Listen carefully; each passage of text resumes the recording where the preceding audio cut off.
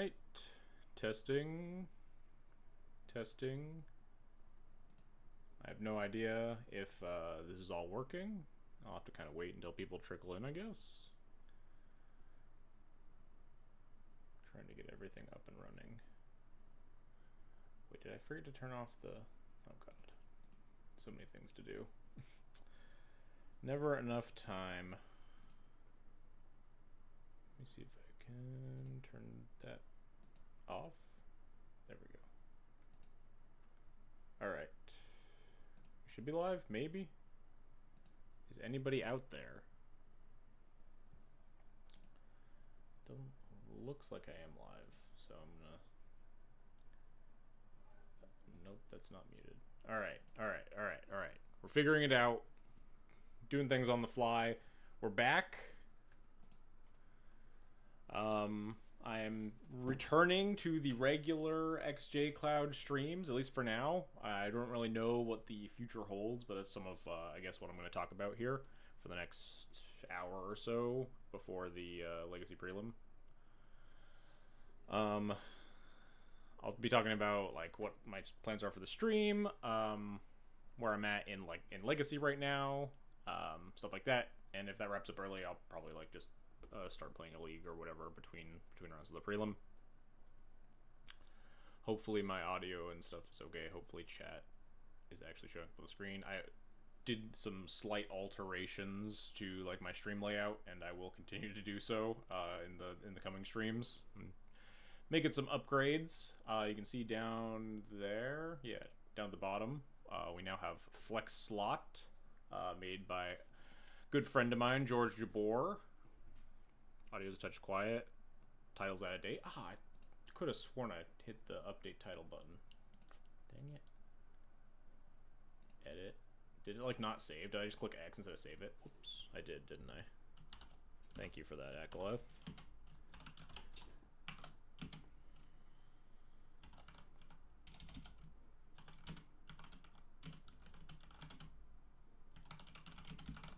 Yeah, I think I clicked...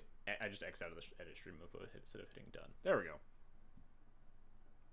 Appreciated. Audio's a touch quiet also. I could turn that up. I can't actually turn that up. It's at max.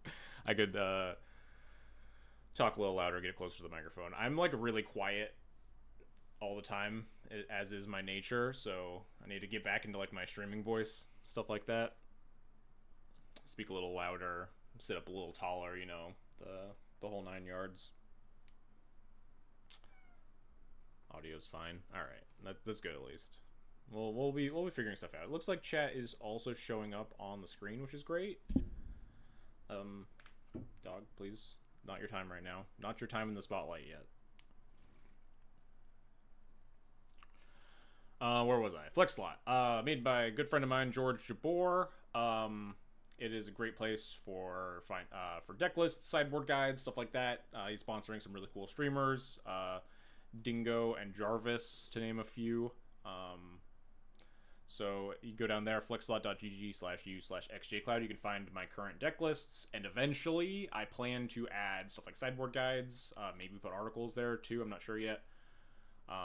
But right now, I think it'll have 3 deck lists. It'll have my current Moon Stompy list, this list right in front of you, this Black-White DNT list, and then like a Mono-White Saga list that I ripped 100% straight from Akaleth's stream earlier. We forgot to add formalware. Oh shoot! Yeah, let me pre-war formalware. Dang, yeah, that's a very powerful addition to the text. It'd be a shame if there were none on Modo. Dang. I don't know what card you're talking about, Hathor. Doesn't appear like it's on Modo, and Modo, as we all know, has all the magic cards. It's the same as paper. Maybe I typed it wrong. I'll keep track of how many minutes we spent complaining about formal. If I didn't run out of time, I was gonna add a formalware complaint counter to the stream and just tick it up like every single time until we eventually get formalware on MTGO. It would be a very funny bit. Someone please keep track of me for just today, how many times I complain about formal wear, so that we can have an updated formal wear complaint counter for later.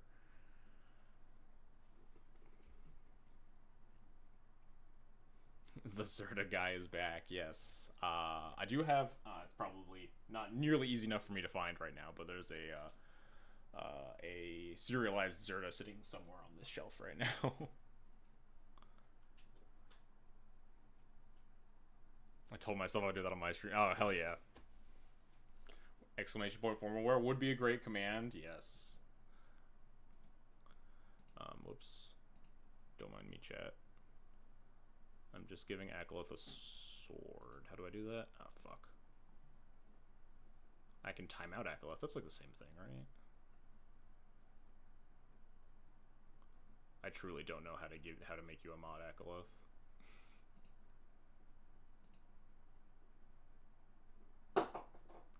You have to slash. No, is it exclamation point or is it slash? I feel like I did this exact. Hey, quit knocking shit off the table. I feel like I went through this last time I tried to mod someone, and it went about as well. Where's my #1 mod that can tell me exactly how to do this? Slash is a twit command, not a bot command. All right, slash mod. Oh yeah, it's right there. Slash mod username. Okay, fixed it. We did it. Please, dog. Hey, nope, don't eat that. Get out of here.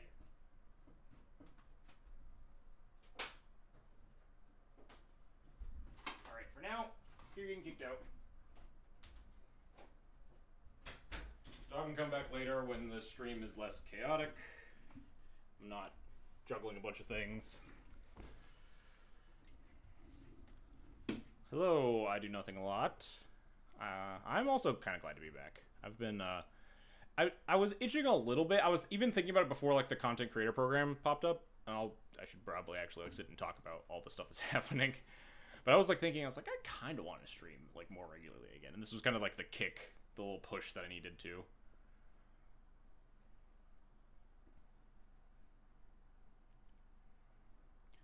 A week ago, a coworker asked me a question I couldn't remember, so I searched and found we had the exact same conversation a year ago. Yes, I'm pretty sure, like, literally the last time I streamed, I was like, how do I mod someone? And it was the exact, like, just every single time.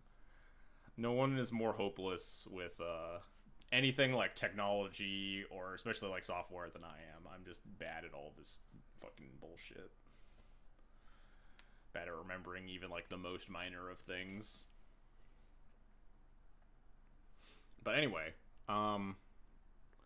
nothing else I don't think has really changed on the screen a lot. I, like, slightly revamped the overlay, but like probably not very noticeable because I haven't streamed it forever, and it's mostly the same background. I still have, like, the little Thalia background, but just edited it a little bit. There aren't a lot of other changes enacted yet. I plan to start kind of rolling out those changes slowly. I have some cool emotes in the work. Good to know the notifications still work. I do nothing a lot. Thanks for the Twitch Prime sub. Appreciated. Welcome back. I hope that your sub, that I can put your sub to good use. I plan to have some like special privileges for subs in the chat. Well, I guess not privileges in the chat, but, you know, sideboard guide offerings, stuff like that. I don't really know exactly what my plans are yet, but gonna figure some stuff out. Aisha9, yes, I do have some cool emotes in the work. I believe you may be the one making them, unclear yet. I was also trying to figure out, speaking of, like, bullshit about Twitch that I don't understand, there's apparently, like, you can give people in chat the little, like, a little artist icon to, like, signify this person, like, creates emotes, like, makes artwork for me and stuff. I just could not figure out how to do it. The Twitch page just, like, kept freezing up whenever I tried to give it to Aishanas.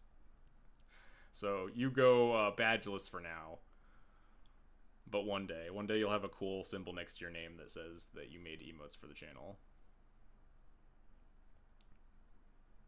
I think you can. I have to add the emote first. Maybe that's why, because I only have, like, the one old emote. So maybe when I add the first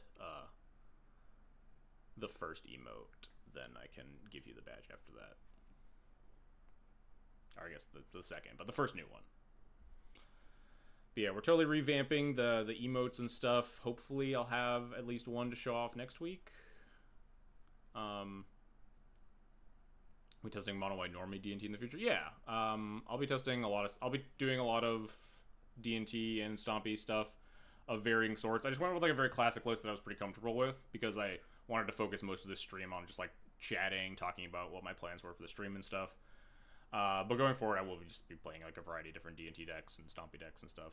I saved Akalith and Miranda's white-green list.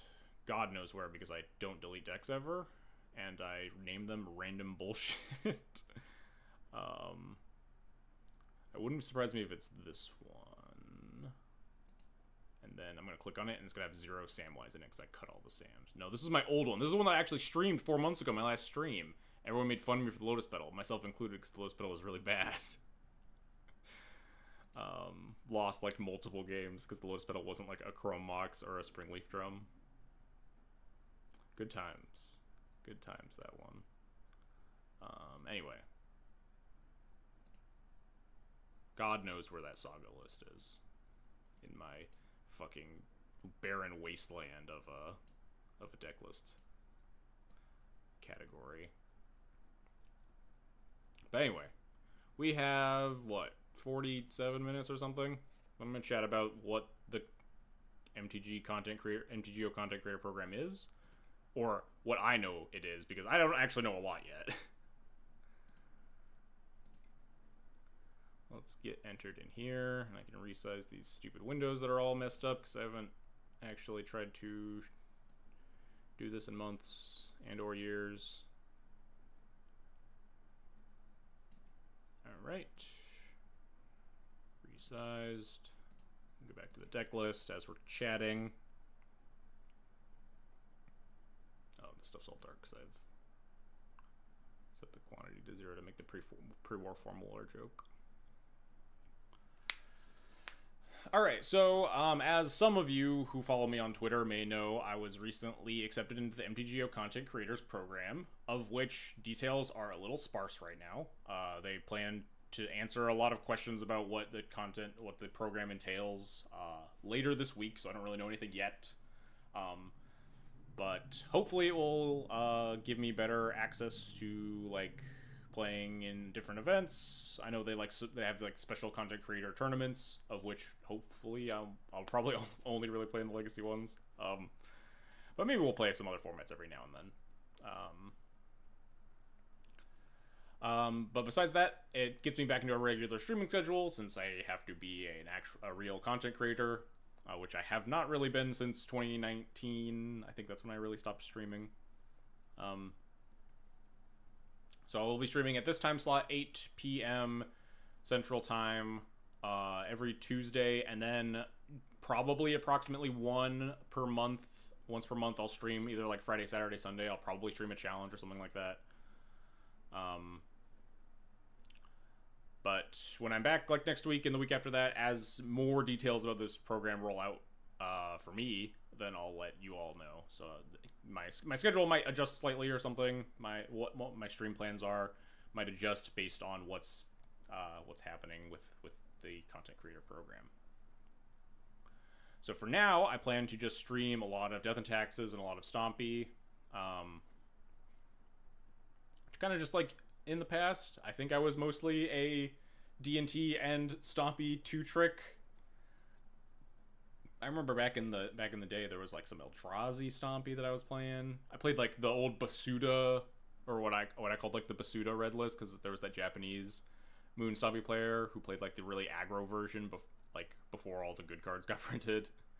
He was one of the first people that like strayed away from the Chandra, Karn, and Snaring Bridge builds, and was playing like what's that polymorph guy? No, not Fireflux Squad, wasn't it?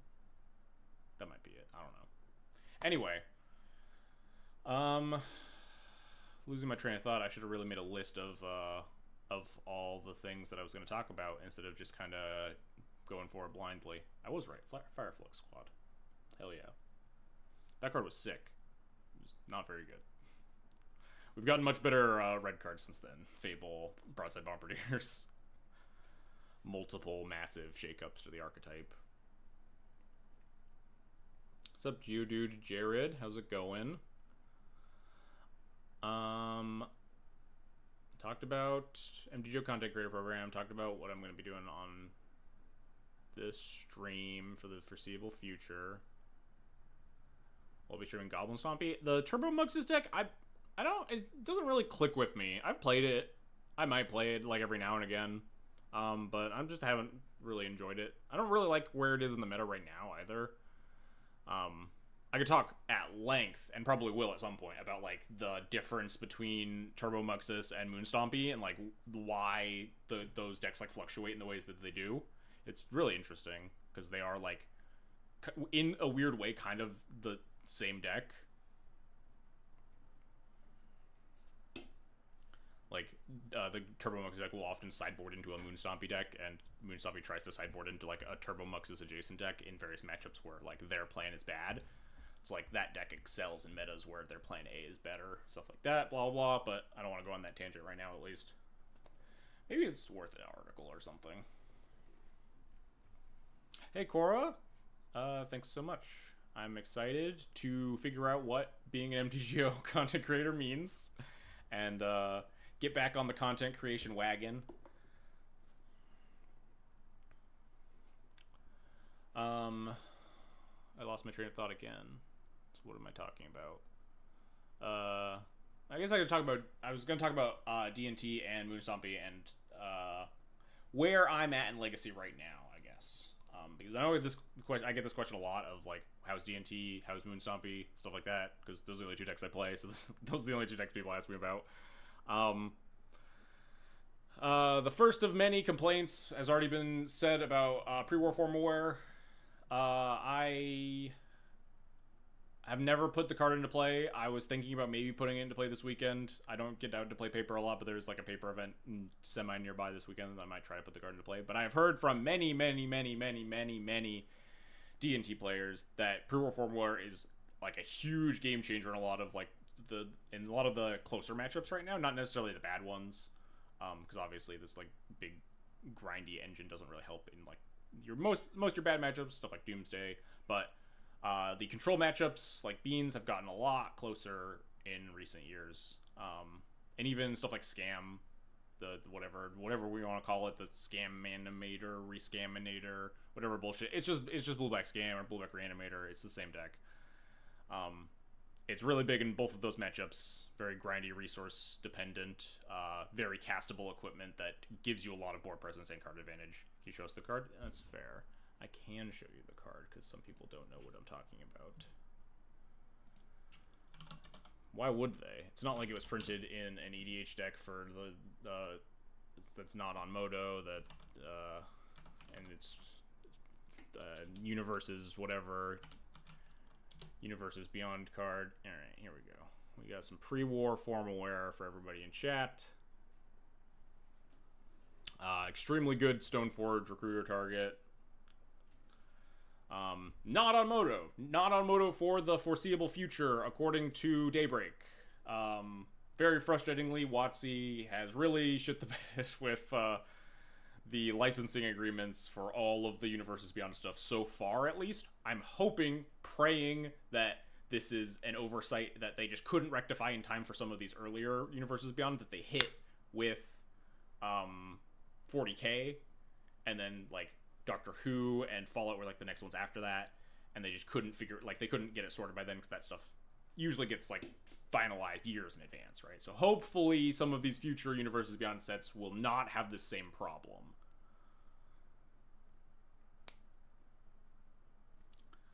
Earlier hasn't been 3 years. It has been 2 years, I think. Wait, it was I think it was November 2021 when 40k came out. Is that right? It was like I think it was 2 years between 40k coming out and us getting it on Modo. Maybe it was 1.5 years. November 2022. So it was like 1.5 years. Oh yeah, Walking Dead different, I guess. Were there licensing issues with that? No, those like got onto Modo immediately, or maybe immediately. I don't super recall that because I guess all the cards were bad. I thought it got on pretty quick, though, because I remember people playing, like, Rick in humans lists and stuff. But anyway, I'm very easily distractible. So I got off on a tangent about talking about D&T. Anyway, this card is extremely good. Everyone singing praises of it that I talked to about D&T. Very frustrating that this card is not on Moto and will not be on Moto for the foreseeable future. So, as such, I'm, like, it makes me bummed to play D&T online a lot.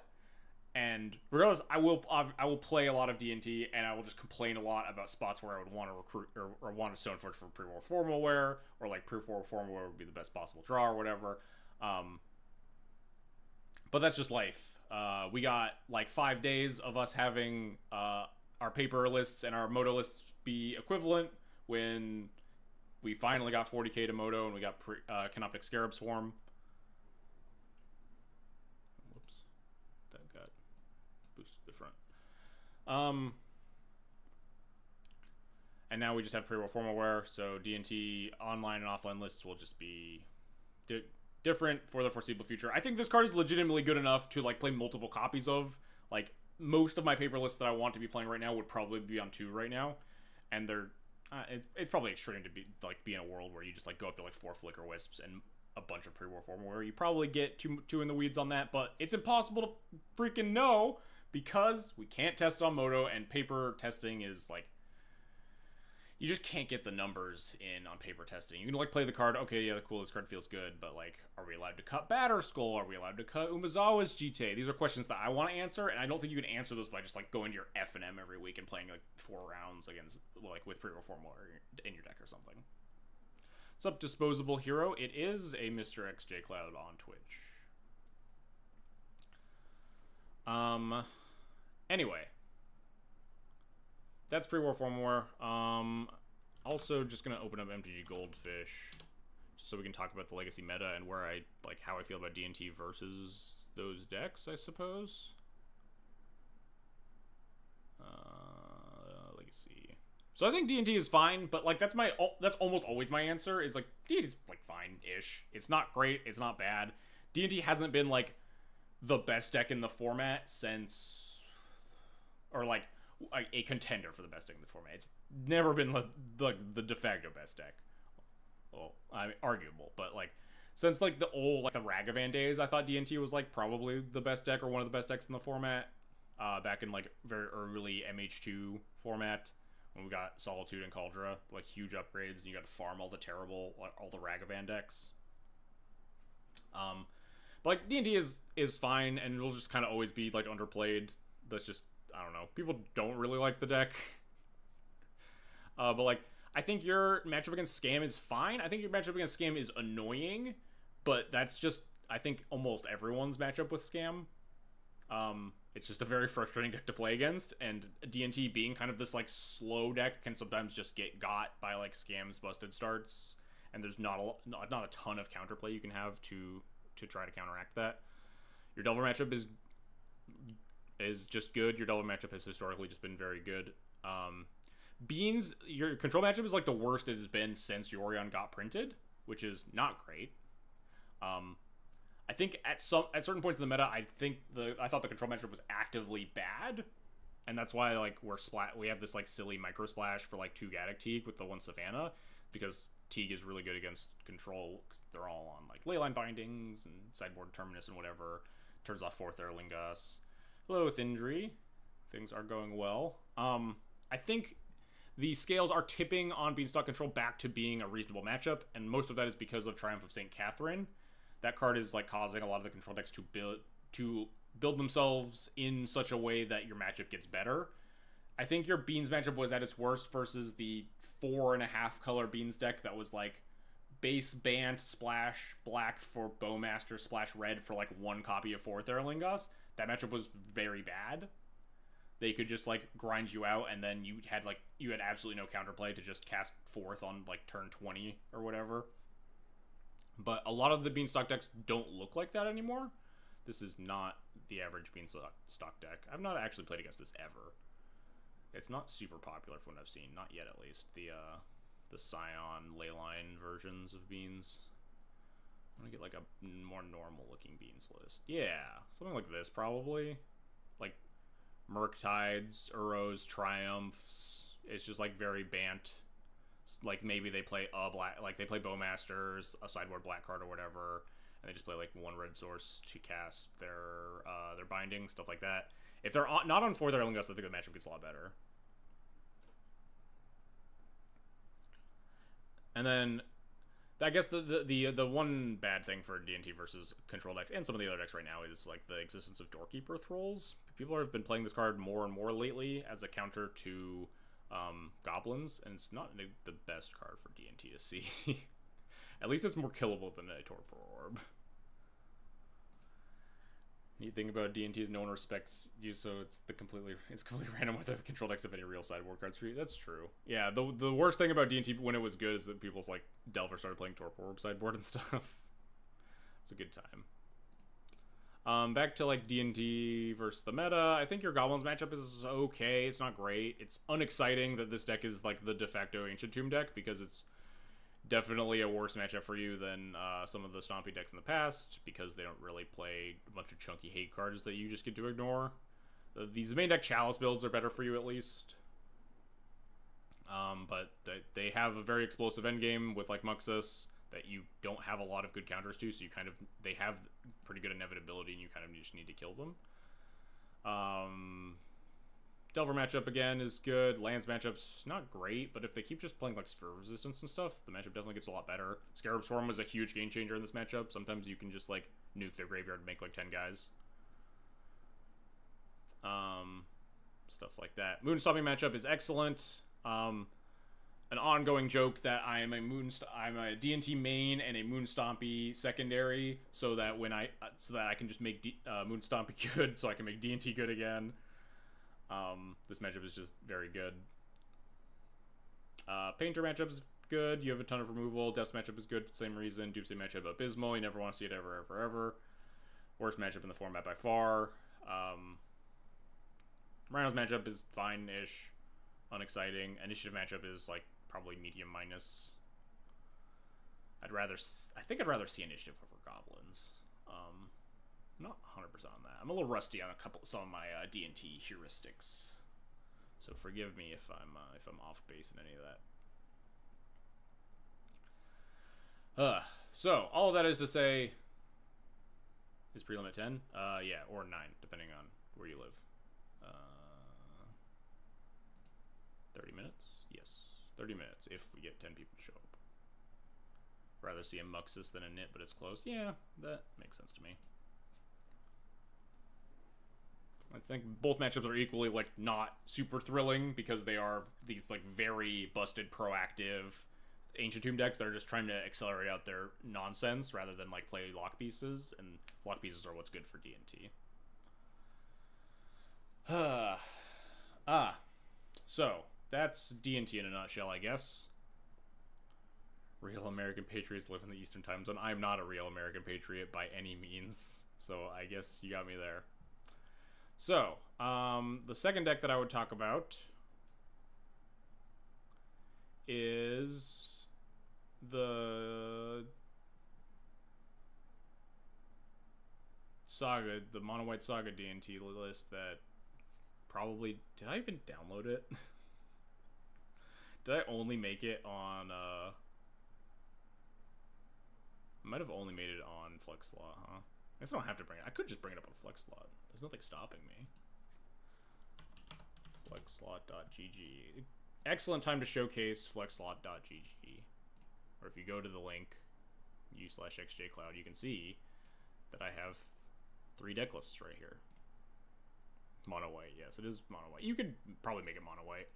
It's currently not mono white because I just yoinked it from Ekleth and Miranda. I don't know. Haywire Might's like pretty good right now. Also, so is Teague. Can I zoom in on this? Where is George to tell me how his site functions? Because I don't know.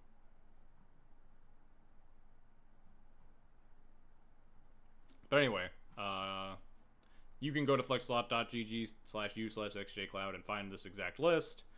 We have it in text. We have the image of it, stuff like that. This list is more theory craft, less proven and tested.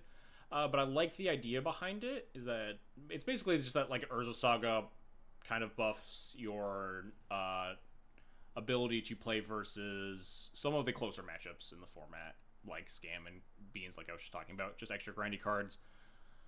Saga in particular is a card that's like pretty annoying for Scam to deal with if you can kind of divert away from, like, if you don't get Atraxid on turn 2 or whatever and have no answer for it. You do kind of need this grindy element in your deck, and it's not very interactable. They can't rip your part of hand with Grief. If you just have like land Saga, you have some counterplay to it.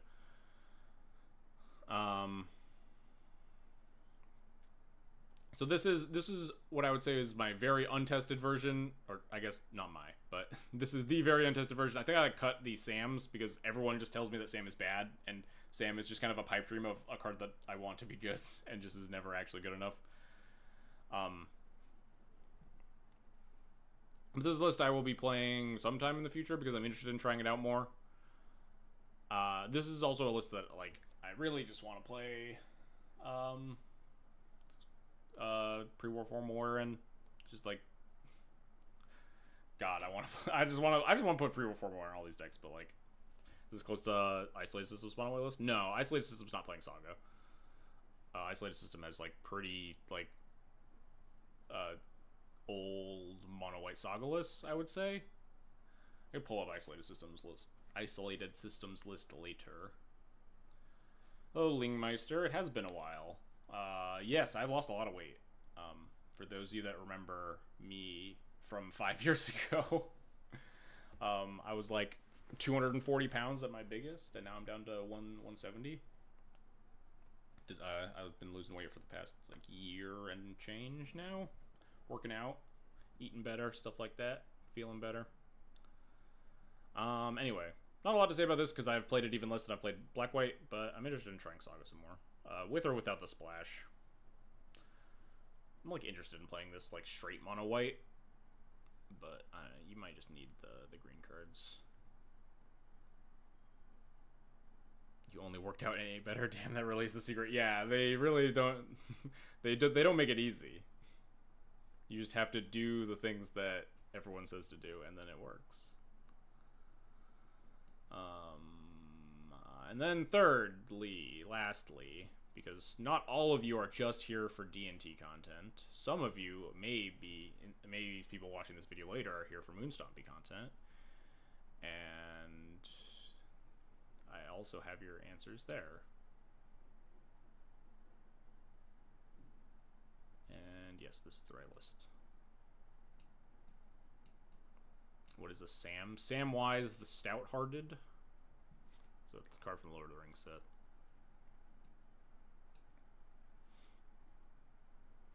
Anyway, Moonstompy. I think this deck is... I'm sorry, D&T players, but I think this deck is like really well positioned right now. I guess I'm not sorry, D&T players, but like I think if I were like trying to win an event, I would play this before I played D&T. At least as the meta sits. This deck just has like a ton of main deck powerful turn 1 plays that are like really good against Scam specifically. I like severely teched this deck out to beat Scam, like playing the 4 Hearse in the main and stuff like that. I think this deck is genuinely very good right now.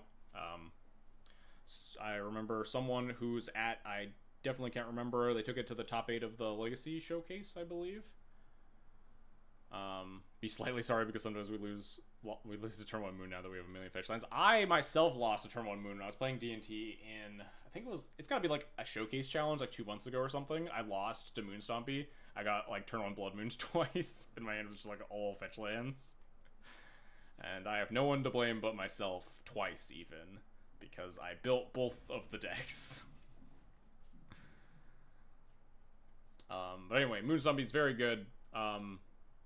Hearse is amazing. Don't let anyone tell you otherwise. This card is like so good against so many decks in the meta right now. Trinisphere sucks. Don't let anyone tell you otherwise also.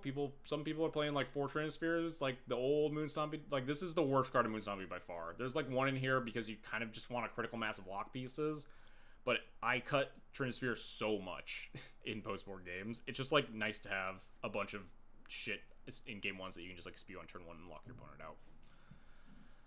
But just like Hearse is broken, Fable's broken, Bombardier's broken, and this deck is just very, very good. And sideboarded aggressively towards not dying to like goblins and stuff because the goblins matchup's absolutely heinous. So if we pull up like that same meta list, if I talk earnestly, I think you're favored against Scam. I think your Delver matchups are very close. Maybe slight unfavored, depending on how proficient you and they are. But, like, I find my Delver matchups to be, like, very, very close a lot of the time. I think your Beans matchup is good. It has become less good because of the existence of Transtate Catherine, counter to D&T's matchup getting better. Weird that the Source of Plowshares deck is happier seeing the 5/5 lifelinker. But I think the matchup is still good. It does depend a lot on the construction of the Beans list. Your Goblins matchup is in the toilet. Probably your worst matchup on this list. Maybe not. I think Rhinos might be worse. But Goblins matchup is not great. You're not happy to see this. Delver matchup, again, pretty close. Lance matchup, very good. 50-50. Painter matchups, I would say slightly favored. Maybe more now that I've added, like, more Shatters back into the list. Depths matchup is pretty close as well. I've been winning more than I've been losing, but, like, the matchup's definitely not free by any means. Doomsday matchup's good.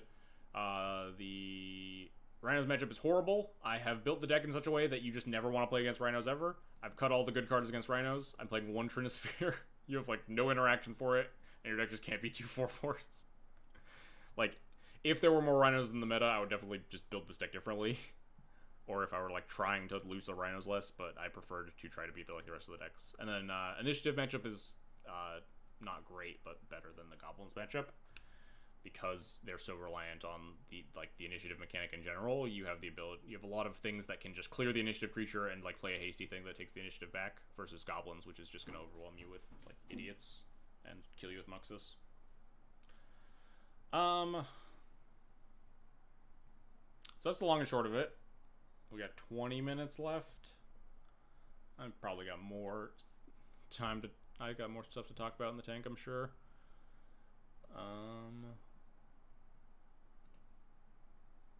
Why didn't the Prime sub show up when I do nothing while it's subbed? I need to figure out my Streamlabs nonsense. I got the notification, but not on my like little list, like events manager window. But yeah, I have a lot of getting back in the streamer saddle to work through. I gotta figure out all this. So there'll be a lot of troubleshooting in the next couple of weeks as I remember how to stream. Oops, not what I wanted to do, huh?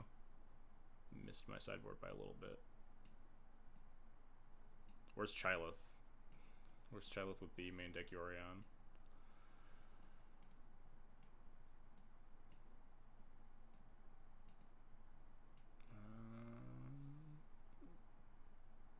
What am I missing? Nothing. This is 15 cards. We did it. Is Black-White D&D the best option in the current meta? The best proven option, probably. But like I was talking about before, I think Mono White Saga has pretty reasonable legs. It's just really hard to get me off of playing like Thoughtseize and, I guess, Bowmasters. But like, one thing D&T really struggled with was like early game interaction against a lot of like unfair strategies, whether that be a combo deck or like these like big explosive stompy decks. And Thoughtseize just really offers you a lot of interaction in that vein that Mono White just really struggled with. Bowmasters is also just like a very good card and much better than Spirit of Labyrinth versus Bowmaster. I honestly would rather be playing Spirit of Labyrinth against a lot of decks in this format, except for the existence of Bowmaster making Spirit so much worse.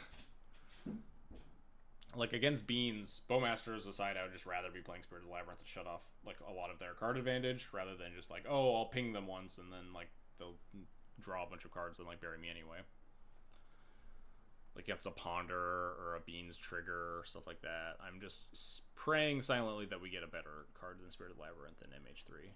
Yes, we do really need a Power Creep Spirit. Our Hate Bears are like from 2013, 2012, 2013 was Spirit, maybe 2014.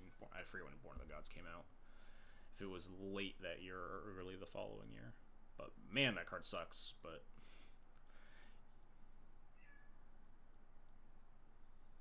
the irony is that Bowmaster ban would be super neutral for D&T. Yeah, I don't even know what I would do. If Bowmaster got banned, I would just play Mono White. I think you would just have to suck it up and like not play the Aussies anymore. The draws to black cards are just so much worse without the ability to play a card like Bowmaster too.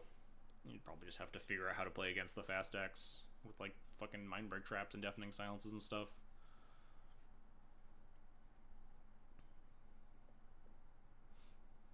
But yeah, I think this is just like kind of the most proven like D&T list that exists right now. But people like Isolated System are like performing very well with mono white lists. I think the idea behind Saga has legs. You can play lists that exist without the color splash. For those of you that don't want to like buy scrub lands or savannas or whatever, I totally understand that. And I think like mono white with Saga makes sense to me. It's just I don't have enough time in the day to figure out what's like the best D&T list, right? Especially because we can't play Formal War in any of them. Formal War complaint counter up to like what, 4? Do these count, or does it only count during game? Do I have to be in game complaining about Formal War to count for the score? I should do it. Instead of a counter, I should just do a bot, like how Spike has that. I'm sure a lot of streamers do have like the bot where every time someone enters the command, it like increments the number by 1. That's what I should do. That's way easier than like manually putting something on the screen. But I also have to figure out how to do that, so.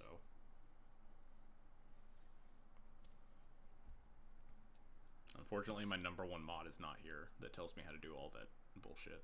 I could input a command, but I don't know how to input a command that the number in it increments every time the command gets called.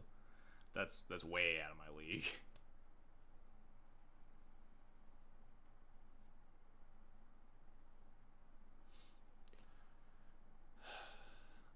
So I think that's it. I think that wraps up everything that I like wanted to talk about. I talked about the MTGO Content Creators Program.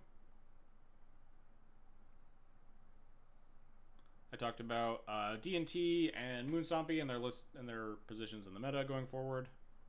Stuff like that. Adcom, Formal War complaint count 1. Alright, we did it. But can people like spam that? Is there a way to like? I guess it doesn't matter. But like, what if multiple people call it like at once? When I start complaining about Formal War, then 2 people type it in the chat immediately. I guess I don't really care enough to fix it like that, huh?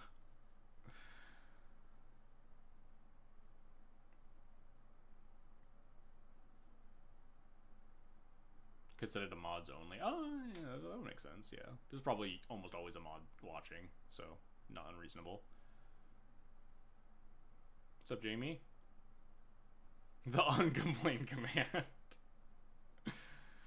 Yeah, it's unfortunate, and there's nothing we can really do about it besides, like, complain to Wizards. Specifically, for those of you in chat that don't know, complain to Wizards of the Coast, not Daybreak or not Magic Online. Because Magic Online, the Twitter account is run by Daybreak. It's like totally out of their hands because they don't have the licensing. They just legally can't put the cards on the program. It's WotC's fault for not dealing with like the licensing issues.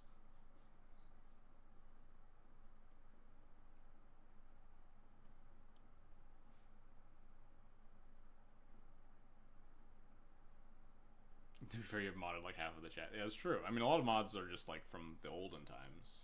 Also, we only have like 2 mods in chat right now, and one of them I just modded. Crab Cake has redeemed talk trash about Luminarch Aspirant. Also, Romb4, thanks for the Twitch Prime sub, appreciated. I forget if I already mentioned this, but I do plan to have like sideboard guides and stuff, some added benefits to Twitch subs in the future. They are not up yet, but I will figure that stuff out. So appreciate the subs. Anyway, talking trash about Luminarch Aspirant, the Comrade Crab Cake has graciously redeemed. I kind of just forgot that this redemption existed, or that any of my channel point stuff redemptions existed.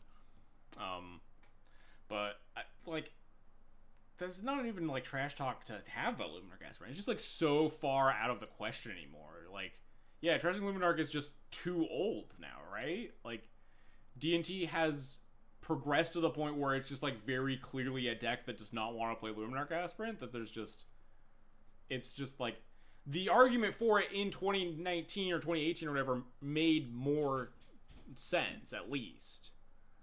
Can we switch it to Palace Jailer? I guess maybe I could switch it to, like, talk trash about a card. Talk trash about, like, a card I hate or whatever. Comrade Crab Gang, thanks for the subscription as well. Appreciate that. Switch to talk trash about Samwise. I like Samwise. I want him to be good. It's the opposite of Luminarch Aspirant. I like Sam. He just doesn't cut it. Talk trash about Sarah Paragon. God, I don't know why. The Japanese lists really love the one. I never remember that stupid card's name. The 3/2 lifelink extraction specialist, and the one Sarah Paragon. Just all the Japanese lists have it, and I don't get it. Talk trash about Japanese lists. Nah, that's mean.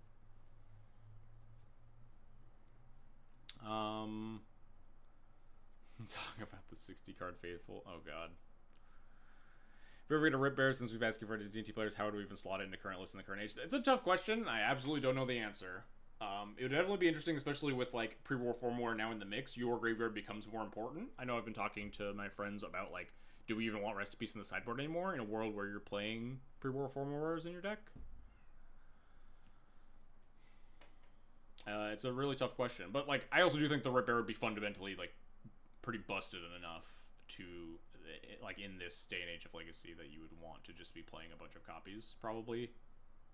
I don't think it would be, like, a tech card, necessarily. Maybe it would now. I'm not sure. I have to look at the meta. Because, like, the meta actually isn't super great. Like, it's not, like, infested with graveyard decks like it has been in the past. I guess that's not true. Only 3, 4... Rip Bear wouldn't even be that good against Beanstalk anymore. Now that they're on, like, all these alt-win cons that aren't just Uro. Like, really good against, like, Delver, Scam, lands. I don't know. I have to think about it.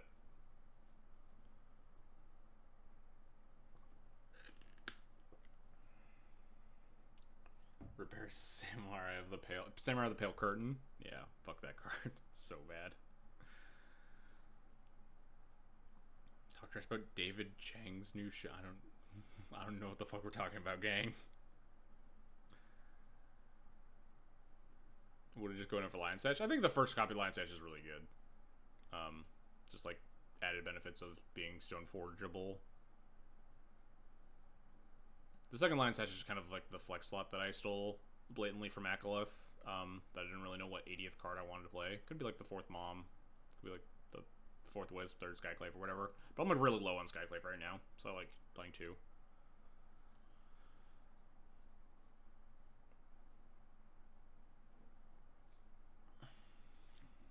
Man wants to gatekeep Chili Crow. What does that even mean? Why are we talking? What's happening? Japanese lists are funny. I ended up playing in a tournament in Tokyo, Face the Mirror, where they tried funny black cards that ended up just losing to the current white black green lists. Yeah, I think a lot of the Japanese meta is like often very atypical compared to like what you'd expect in like a lot of the North American and European metas. Just like every time you look over, it's like Sneak and Show from like 2015. It's just like crushing for no reason. Very unusual. How strong is Delver in the meta? Delver is good, and it's just like always. It's very solidly good right now. Not great, because like Scam's eating so much of its meta share. But like both Rug and Grixis are both performing well, and it's like exactly good, which is where it's nice for Delver to be. When Delver gets like too good is when it's really irritating. What's wrong with Skyclave? It doesn't line up very well against Scam, and doesn't kill Murktide. So it's like really awkward against a lot of the decks right now. Mostly Scam, but like it's just like there are a lot of things that cost more than 4 mana, right? That you want to answer. Murktides and Triumphs and Leyline Bindings, and Grief costs 4, but like you don't really want to give them a 4/4 a lot. But they're also like reanimating Atraxas and stuff like that. No sub-alert? There was a sub-alert, right? Didn't it show up? Everyone saw it, right?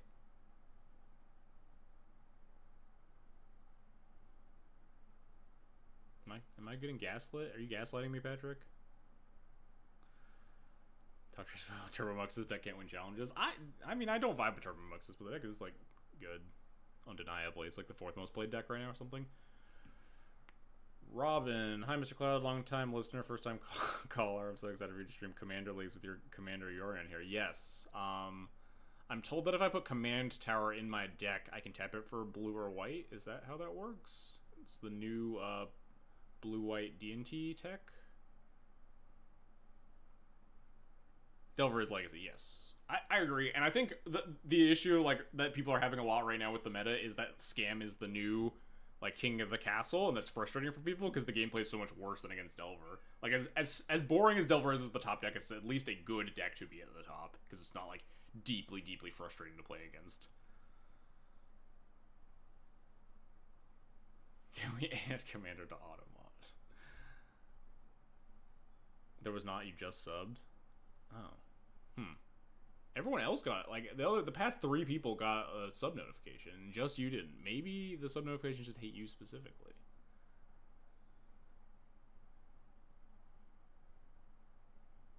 Just hate Grief so much. Yeah, I don't enjoy playing against Scam as a lot of decks. That's why I was playing a lot of Moonstompy, just because it's at least like very. It's very the games are a lot quicker, so they're less miserable, right? You're either like crushing them with your hate cards, or you die and then you're just like you're done.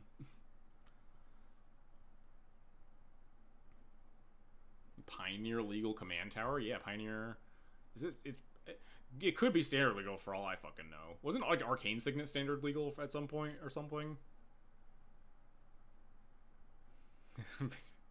I will have to figure out. I need to figure out why. Oh, huh. Rombi's Twitch Prime did show up, and no one else's did on my little Streamlabs OBS events viewer thingy. Huh. Why is no one else's here? I only see Rombi's and not Crab Cakes or... Who was the first boost up? I do nothing a lot.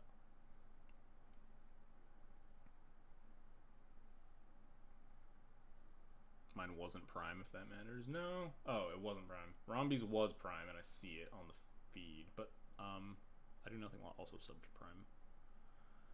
I don't know. I'll have to figure that stuff out. I guess now is a better time than any. I have 6 more minutes until the actual prelim starts. Also, for what it's worth, my streams start at 8 p.m.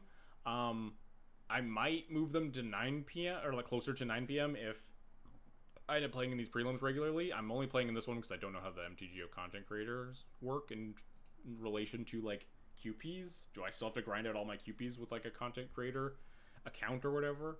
If I do, I might just always play the Tuesday night prelims and have the stream start at like 8:30 or 8:45 or something.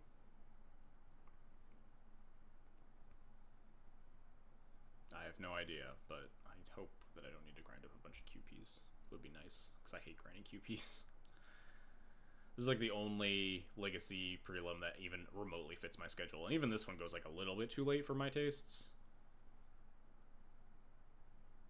Would you ever play Spirit as a 1-of in the main over the 4th Bowmaster? Probably not. I might play 1-of in the main, but probably not over the 4th Bowmaster. You'd like play it over the Sash. Wouldn't be unreasonable to play. Well, it's probably like fine.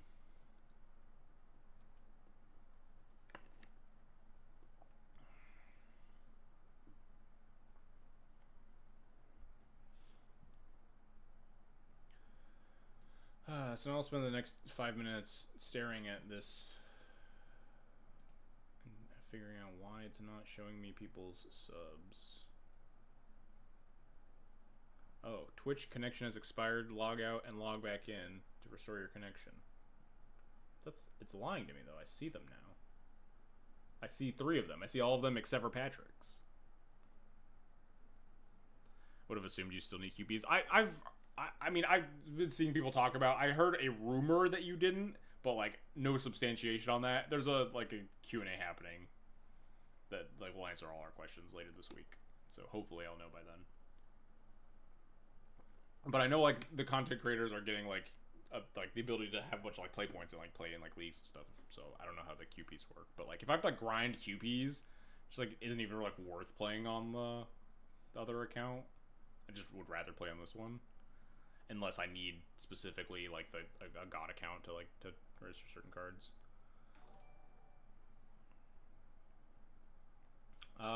Green PM33, thanks for the resub. I gave you money, you have to stick to this now. Okay.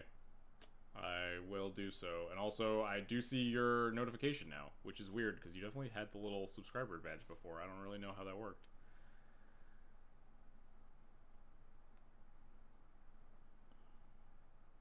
I think you need God account to make... Oh, yeah, I forgot. The white... So only the God account will have the whitelist, so I'll have to, I could grind on the God account. Oh, also, I did add this teeny tiny little record thing. Oh god, why is that so small? I just noticed that it's there because probably because I like enrolled in the... Let's switch over to this now. We have like 2 minutes left. Oh yeah, we got plenty of players. Why is it so small though? This little thing right below my name, do I have to just like...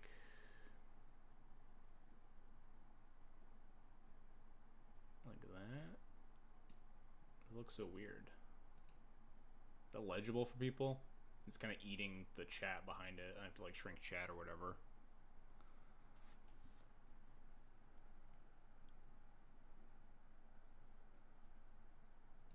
But it like only shows up when I'm in an event, I guess. It'd be kind of nice if it just like sat there all the time. Otherwise, like, I'll have to figure out. Maybe I could put this somewhere else. I don't even know where it would go though. Just move it up a little bit. Yeah, perfect. Hang on, I got you. Right there. Yeah, it's just blank. So I would just have like this awkward empty space. Oh god, now I fucked it up. No, because it wants to like auto stick to my camera. Yeah. Now it's fucked up. Can I just control Z this? Okay, thank god. Oh, nope, not that much. I control Z too many times.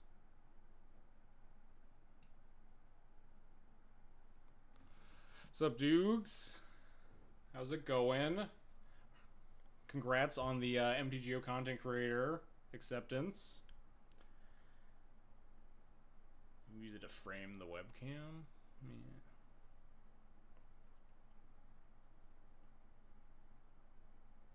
Why is it brainstorm though? Or brainstorm gaming? I can't control what this looks like. Hang on. I got the perfect idea now. Oh nope, not what I want to do. All right. Oh fuck. Hang on. I gotta put my emote in front of more things.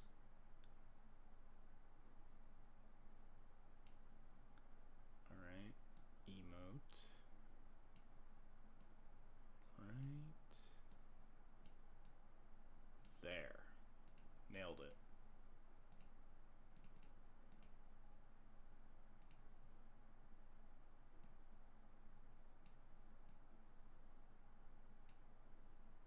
Oh, we're starting. How's dog? Dog's good. She's locked out right now, but I need to open the door and let her make a guest appearance at some point. Maybe after this match. Win the die roll. Nice. I will take it. Do I remember how to play Magic the Gathering and stream at the same time? We'll find out. Fuck. This hand's good enough. It's really good if they are on Moonstompy. We got all our basics. I'll keep this bottom batter's call on 6. We're on the play, so it's like not the end of the world.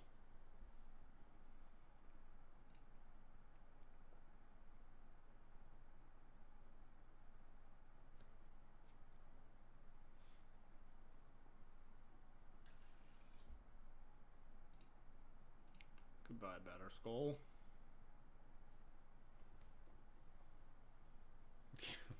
Grief reanimate coming. Oh man.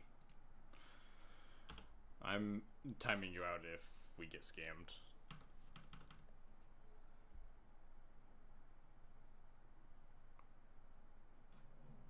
Oh fuck, wait. Okay, not... So this is just like Turbo Sneak, like that old deck or something, right? Because it's certainly not a Creative Technique.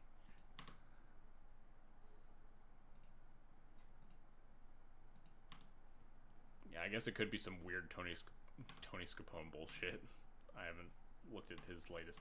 You know, strike me as a Sandstone Needle gamer.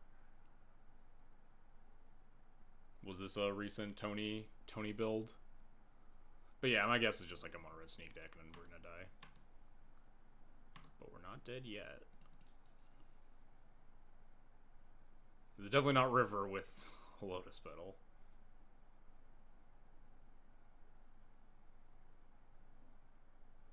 They can like through the breach in a Griselbrand in response or something.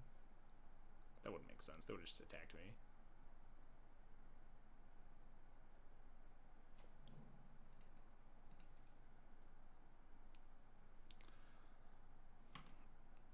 I want to draw a white card so I can just recruit Solitude at least, I think. Well, that's pretty fucking terrible. If it's a River and our opponent's just like, why didn't anyone put Lotus Petal to this deck ever? You're trying to cast a 5-drop. That would be really funny. But I also think they probably would have cast a Creative Technique by now. My guess is that it's just like some sneak attack or I'm about to get Inferno Titaned. I think I just have to recruit Solitude anyway.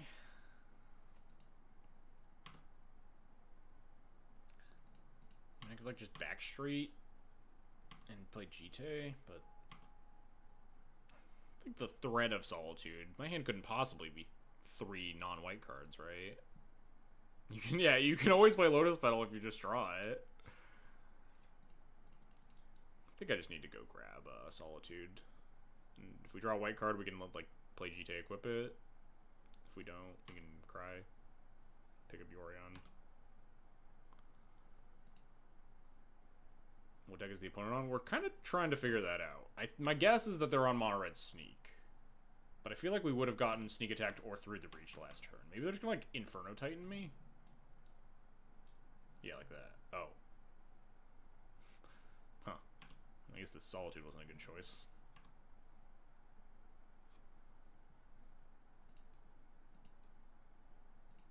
I mean, this definitely reeks of Tony.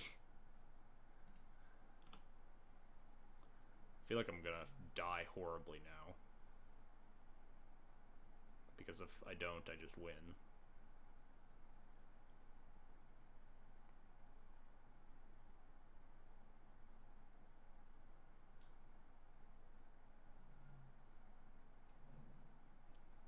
Sure.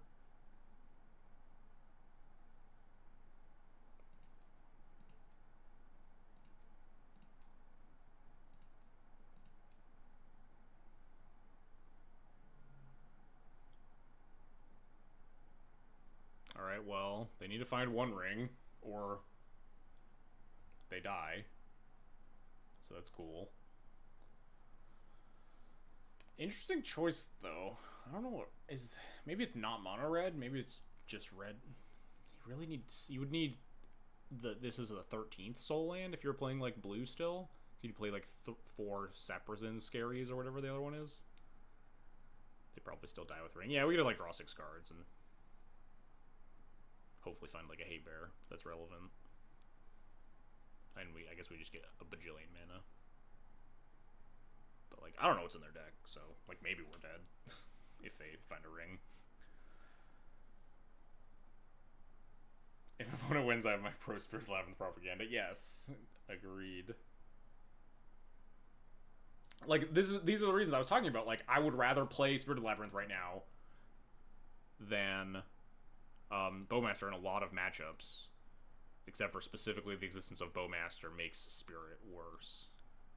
Well, they can't metamorph anymore. I guess they could use the Petal to metamorph. Okay, so yeah, see, this is what I was talking about. They aren't just on red, but like, what is this doing then?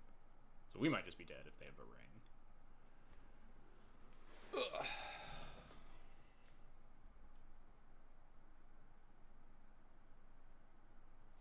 Yeah, like that.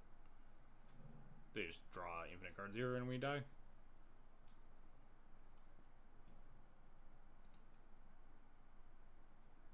Is it worth continuing to play this game? Well, I'll just sit here and think about it for a second. I think the answer is no. kind of want to see what they're gonna kill me with, though. Like, is it just Emrakul? What is this Sandstone Needle doing? I should save targets so I can just F6.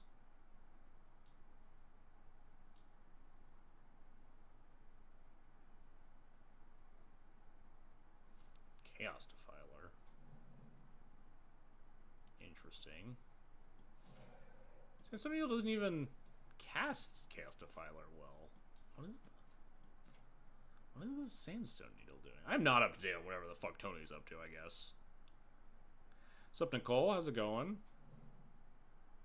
It's not really a bad time. It's a perplexing. Well, it's a bad time because we're dying, but it's more perplexing because I just have really no idea what I'm going to be doing with Sandstone Needle in their Jewel deck.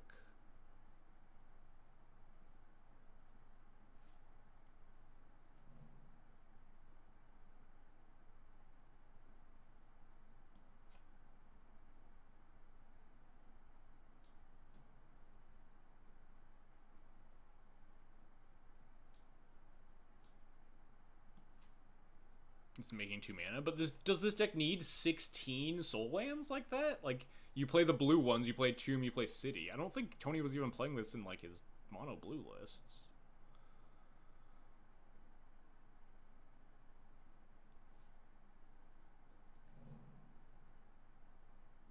This is a divergence from what Tony's been doing. This is weird, certainly. I don't really understand these Chaos Defilers.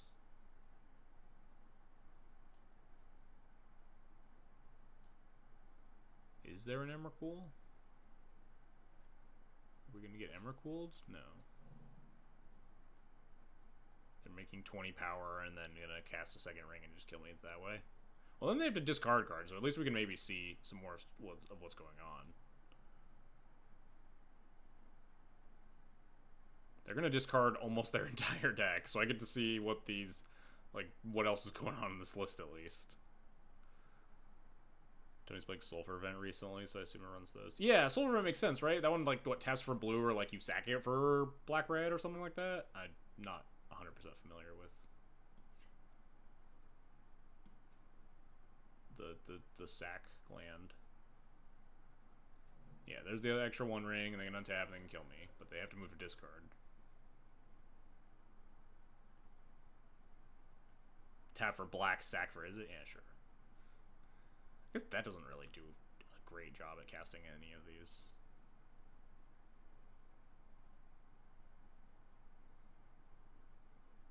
And there's an Emrakul, sure. This card's pretty annoying, huh? Because you can't mom it, right?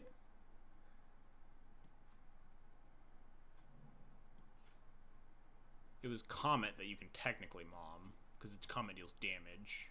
It just doesn't target. Have we been sufficiently defiled? We have definitely been defiled. Just move to discard. I'll concede, I promise.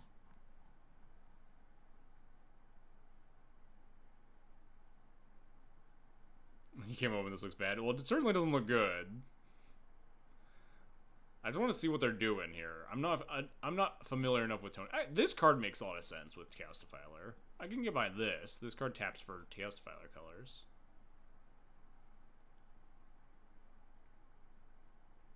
I've not seen specifically this iteration of Tony's Madness. Yeah, we got a Solitude. We're all set. Solitude we can't even pitch cast. Relic of Sorrow makes sense. It's really good with Transmute Artifact, and it's really good with Chaos Defiler. Alright, so they are on just like Saprosan Scary and multiple sands. This deck does just play like 20 Soul and Peepog. This deck is just like actually 24 soul, 21 plus Soul lands. Sure, okay. That's really the only question that I wanted answered.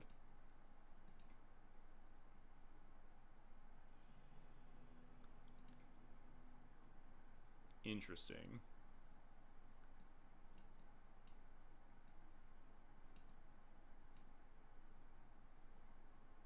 When I couldn't find Sulfur Vents, they just took the red cards. I will take these.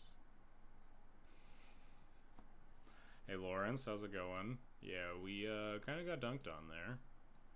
unsurprisingly. That card's... I don't know.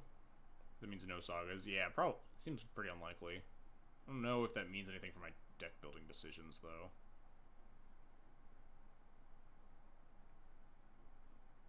None of these cards seem very good. I think this is fine. This was the last list Tony played in a challenge. That makes some sense. Definitely cut at least one sash. Sometimes you want the second just like recruit white card, but probably not, given that our removal is already not very good. We only need to cut 2 more cards though. Battle. Just yeah, we could just battle all of the Chaos Defilers away. What could go wrong? Okay, wait. I don't really put cards in the graveyard, but Scarce was probably better than like one of these other things.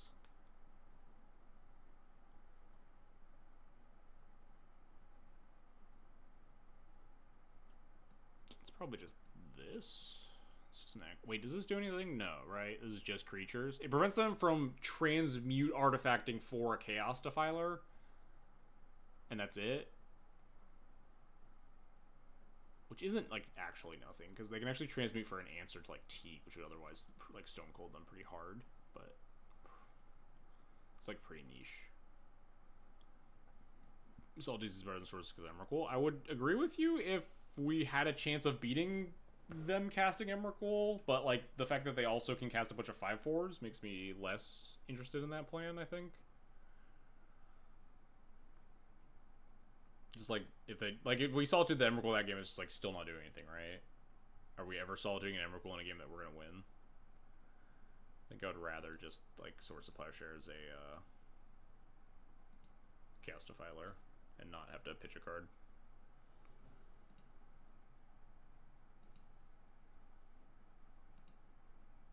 Now we only need Negator to return. I do miss Negator. Sand kinda blows. It's like good enough though. Like Bowmaster into Laron I think is good enough. We could potentially recruit Teague. I think this hand just kinda has to be good enough. We're not mulling towards a lot besides like Thoughtseize. Also kinda awkward that we can't fetch Surveil Land because we need to fetch Savannah here, so it's like fetch Swamp, fetch Savannah, Bowmaster, Laron Crocus's Gas. I mean, if we can get there.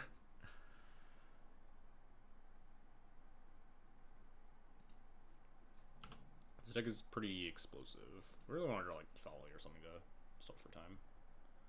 What if we sideboarded for Lotus Petal? You joke, but I've like messed around with playing Chrome Mox in the past for like, because you need acceleration in matchups like this a lot.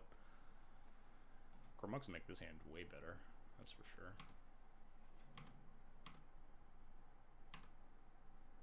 I think I want to fetch here.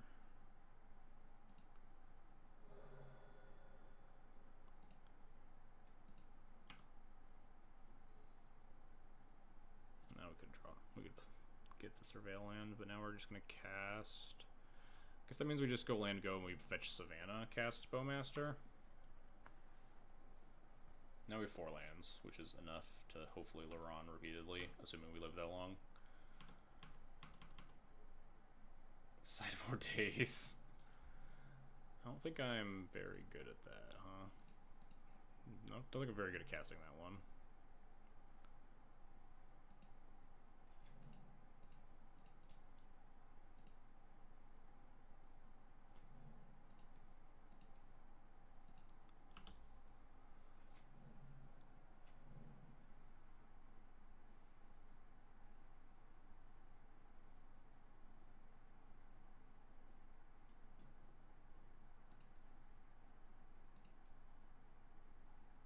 I bought the stock list and Goldfish. I'm spending money on it. It was probably my fault that you ended up doing that. I think I'm just gonna end up Laroning this Lotus Petal here. I think it's gonna be more beneficial for me than like trying to recruit up a Teague or whatever.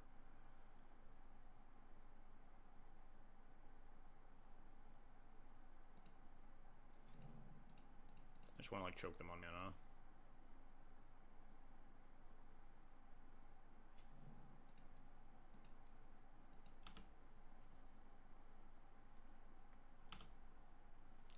Could recruit Skyclave to try to answer the ring, but I think this play is going to work out for me more.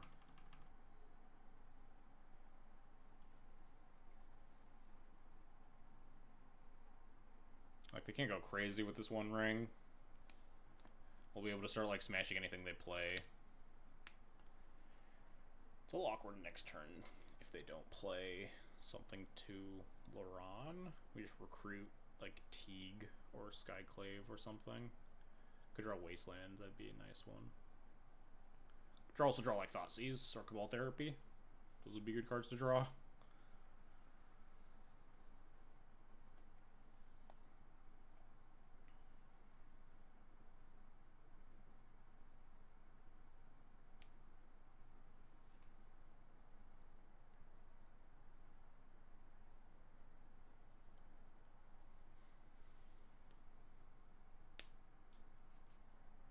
You got it.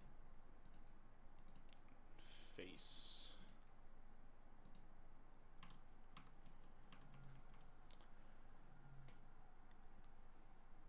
They could have a lot here. They have, what, 9 cards in hand? Man, I have to activate Laron during blocks. I sure as hell am not, unless they're dead. 5, 6, 7, 8, 9. They might actually be dead if I do that, huh? Am I 1 off if I do that?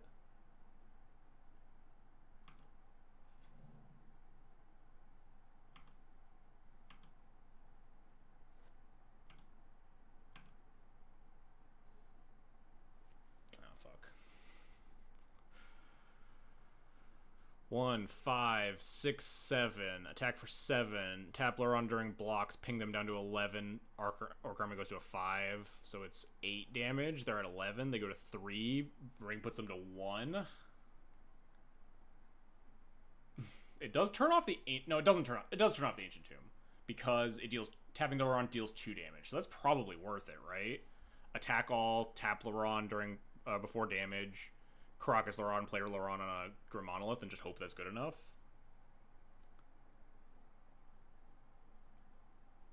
That's gotta be the play. Oh, I guess I shouldn't have played my land. I could draw, like, Wasteland. I don't think it matters, though.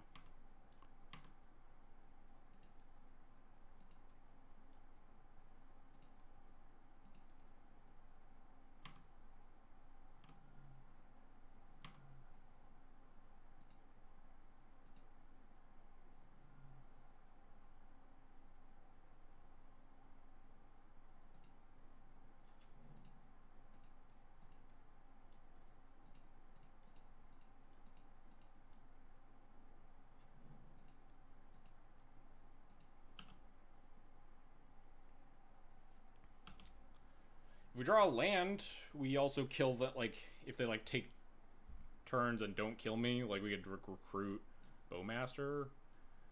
I think we're just win if we can make it out of this turn without a bunch of bullshit happening, though. But there's a decent chance a bunch of bullshit happens like this.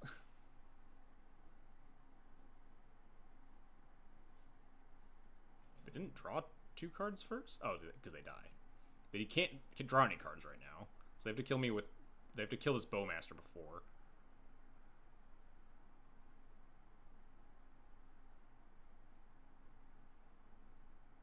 Now they need to do things that I don't want to say.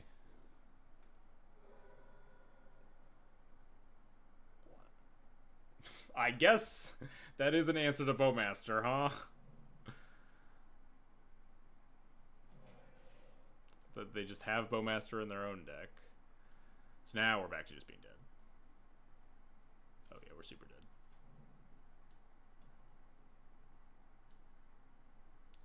GG's, I guess. Very bizarre. Was definitely not expecting to get Bowmastered, huh? They can just cast their whole deck, make a bajillion mana, and Emrakul me again. So, like, I'm not going to be able to untap and, like, play a land, draw a land, and try to Bowmaster them down from 1. The game is definitely over here. Dang. They had, like, exactly what they needed there. Engine plus 0 drop plus Bowmaster, huh? Unfortunate. We do have Solitude for the Emrakul, and then they gain 15 life and attack me with the rest of their creatures. Yeah, they're just gonna, like, cast, like, 4 Defilers like they did last game. In addition to the Emrakul.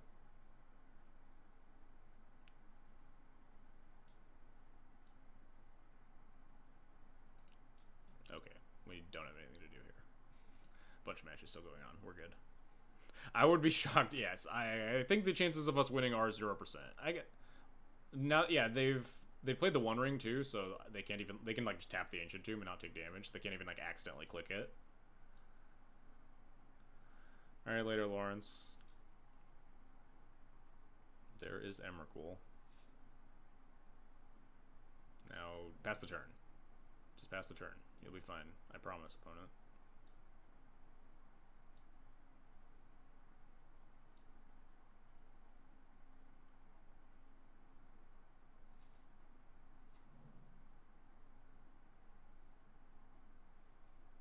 They could deck. They were pretty cognizant of not doing that last time. You never know, I guess.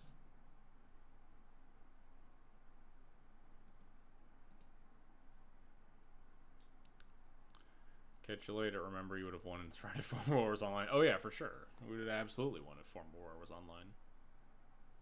Think about, we just instant speed in our Formal War for 0 mana, get the Bowmaster back, ping him. How would we lose?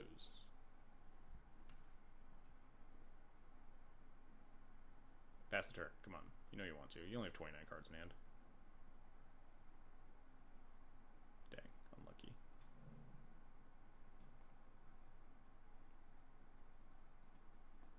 That was not a real Formal War complaint. It doesn't count. That was a joking one.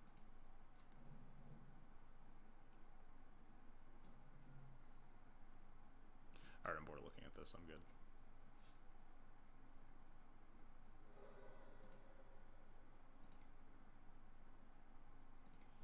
Well, we tried our best, and then lost in classic D&T fashion. Maybe their ISP has an outage. The old Meteor plan. I dig it.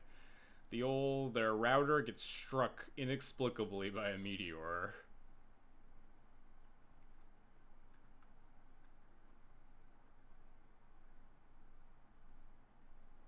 This is a mod. I just made it a mod-only command. Or I guess I had Akaleth make it a mod-only command, so, like, a bunch of people wouldn't spam it whenever I was complaining about Formal Wear. We only increase the Formal Wear counter when my complaints about Formal Wear are legitimate.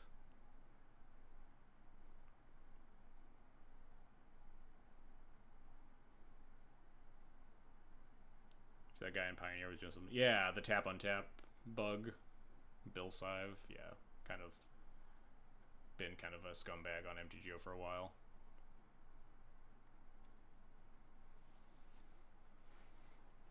Got rightfully roasted by the Twitter mobs. Good for them. I'm happy. Alternatively, you cast Dark Ritual, and so when you play against Formal War, you largely don't care. True, but then I would be casting Dark Ritual, and that doesn't sound very fun. Who would play Dark Ritual? That's the card doesn't even do anything. Glad to hear my Formal War. Yeah, Formal War is busted. I bought. Wait. That's not it. Here we go. This is probably it. I haven't even opened them.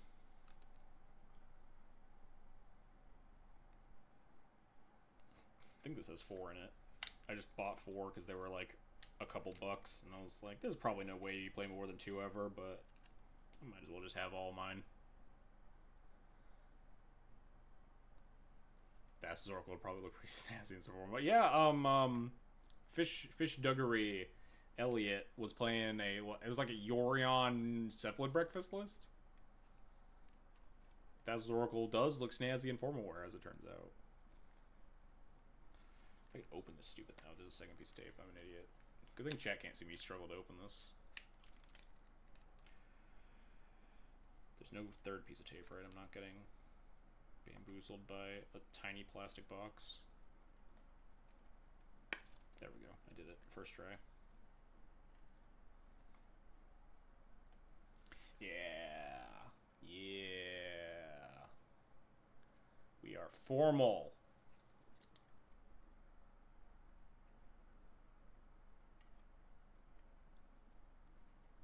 Put this back into this. I went through all this effort and I was like, I'm actually never just gonna go back to never taking these out for.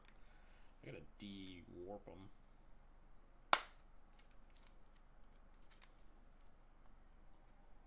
Put them in the old dehumidifier thingy.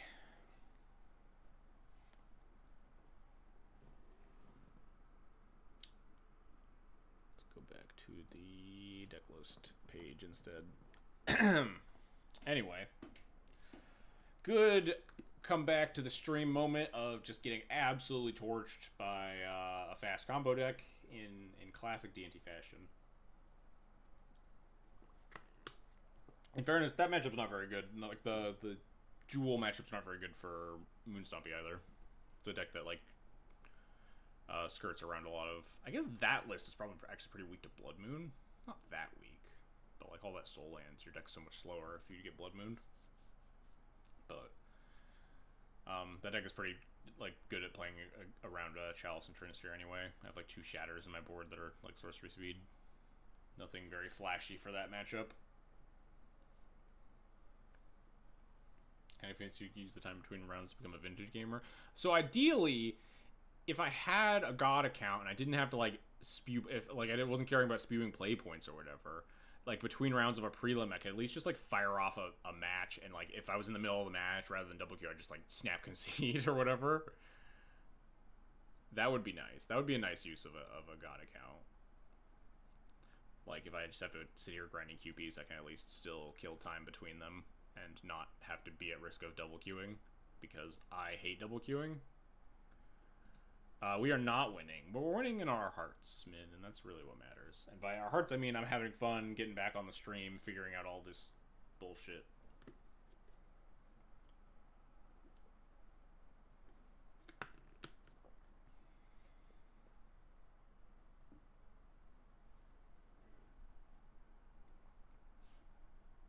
Also, I don't know if I'll... Vintage just doesn't really interest me. I play Vintage like once every 6 months, and then I stop wanting to play Vintage after about 4 rounds. I'm super quiet. Of course I'm quiet, Min. Where's the redeem, fix my audio to meet Min's standards point redemption? Only a cool 100 million.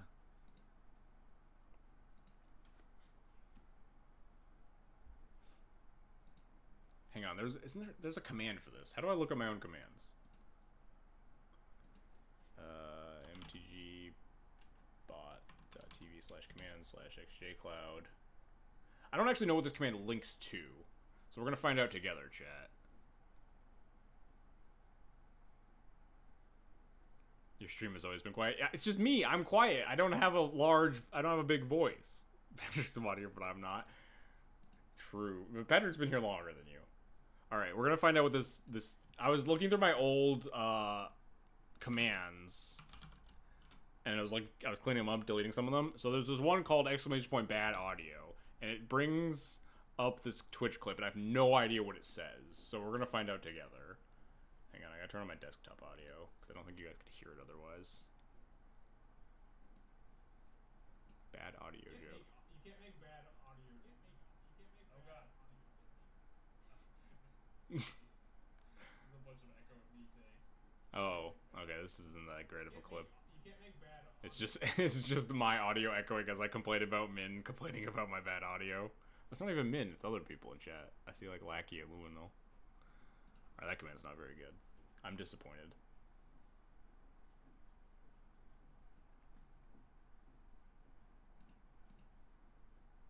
I've failed you.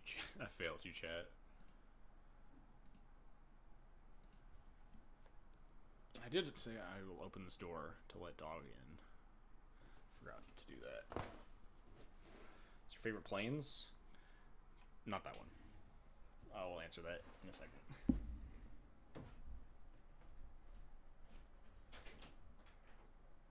Let some air in too. Forgot how hot it gets in here when I'm streaming. Ugh. Maybe the clip would be better with better audio. Shut the fuck up. My favorite planes is the Magic Premier MPS?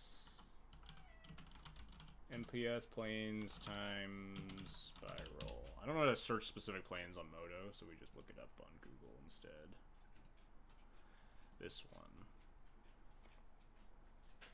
I don't know how to make it big, guys. Sorry. Oh, never mind. Oh, wow. She immediately came in, huh? We're a dog stream again. Rejoice, chat. Your favorite member of my family has returned. I hope the audio picked that one up, but I don't think it did. Of Aishna shouting, "What do you mean?" from the other room.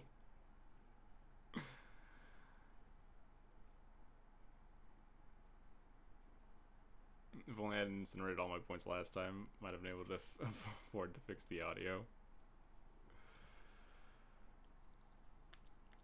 Man, buying 4x 40k decks made it slower and I destroyed all the good cards that started being default versions. I also bought a bunch of the 40k decks. I did not shred anything though because I'm lazy. Ugh, just drew it all over me. You monster. Oh yeah, MTGO should let you choose default basics. Doesn't it let you like choose your basics in like Cube or something? I don't know how that works.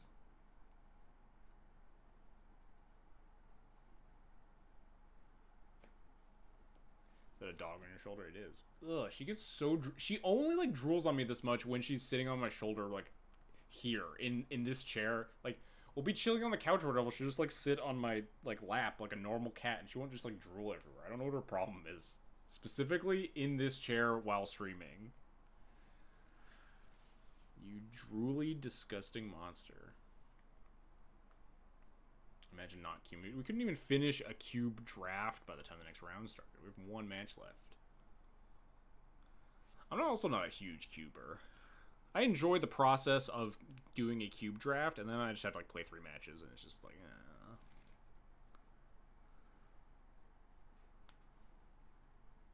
Considering buying a Mana Crypt because I'm tired of uploading lists and MTGO default speaking version, that won't add to my wish list. I thought you were talking about buying a real Mana Crypt. I do somehow own a real Mana Crypt. That's most drafters. Yeah, exactly. Like if playing Magic is the worst part of drafting, then like I feel like I'm not a drafting fan, right? It's just like if I just want to draft a deck and then be like, I don't want this anymore. Just like why would I draft?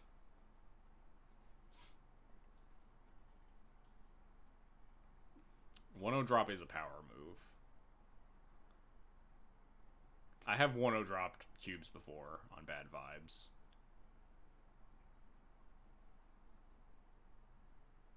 Yeah, it feels like the ideal draft experience is a bunch of people around sitting there, like opening up packs, building their decks, and then you just like show off your deck to the other people in the draft, and you're like, all right, let's do it again.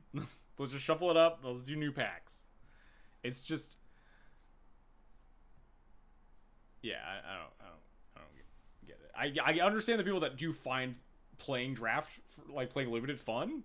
It's just not for me, but like, I feel like a lot of people have the sentiment of like, I enjoy building decks and not playing them. Which is just very bizarre.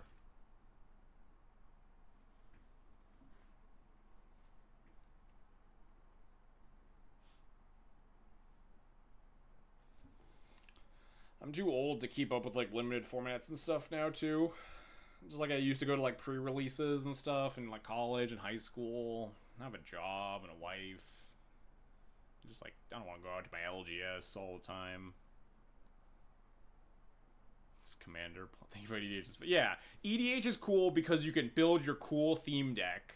and be like, look at this awesome thing that I've done, and then you just never want to play it against people.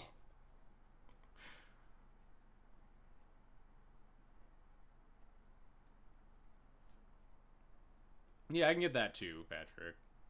Like, I also enjoy Legacy, like, in no small part because of it's, like, got very interesting and powerful cards. Like, I'm not interested in casting a 3/3 for a 3, right? Like, I say that, and maybe D&D isn't the best example, but you know what I mean.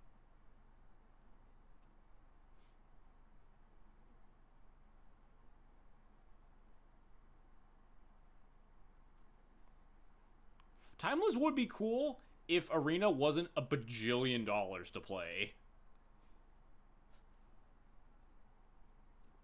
It is unfortunate that the Arena economy is absolutely horrid, because I would like genuinely like want to try Timeless, but it's just actually impossible for someone to just like boot up Arena and play Timeless without spending thousands of dollars. Yeah, I said D&D's not the best example, but like the interactions in Legacy are much more interesting than like cast creature, cast bigger creature, cast removal spell on creature, blah blah blah. Yeah, current Timeless doesn't look great. Show and Tell apparently broke the format in half, but like some of the early Timeless stuff that like Honorog was streaming looked cool.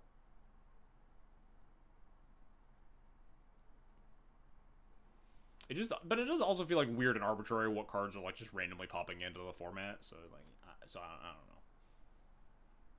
It's an unusual format. It would be an interesting format to have a god account for, so you could like just dick around and like brew weird stuff. But like, it would very much not be interesting to try to play on Arena. Like trying to build decks there.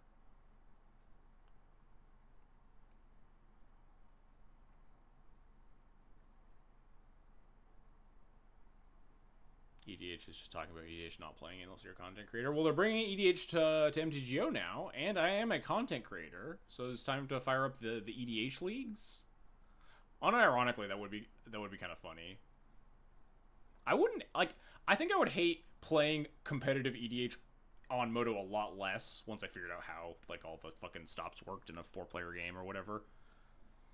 But I think I would hate it a lot less than trying to ever do that shit in person. Maybe we'll do some EDH gaming. I miss the 1v1 EDH. Maybe they're supporting EDH and stuff. Maybe they'll bring some like fucking Highlander. It'd be cool to get into like Canadian Highlander or something. I feel like I would absolutely go hard in like the fucking Canadian Highlander queues if that was on Moto. But it's just like such an inaccessible format to like play events in.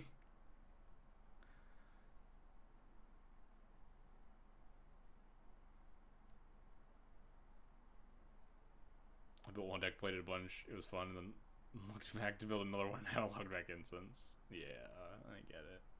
Arena economy, kinda horrible. Canadian Highlander is dope. Yeah, I wish I could like play it more, or at all. But it's like, I'm not gonna build a deck to play a format that I've never played like once a year at like a random side event of a side event in like a big Magic thing. But like, if there were just like Canadian Highlander queues on MTGO, I'd go hard in those. Like interesting deck building restrictions. Not EDH. The upsides are endless.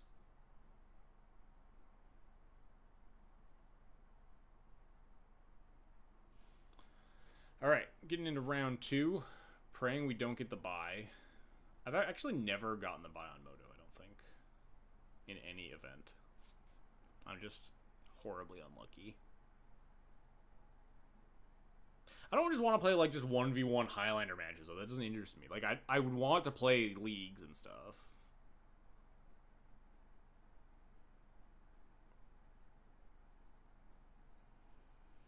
Yeah, spare time is super rough to come by. Alright. Winning a die roll. Opening hand is acceptable.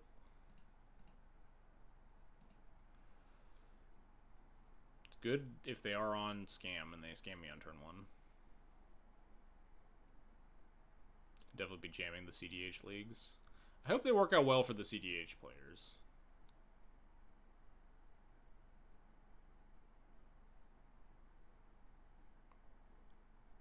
I can see them being very farmable, at least at first, by like the people with like the good CDH decks, because like there will just be like random commander players in there.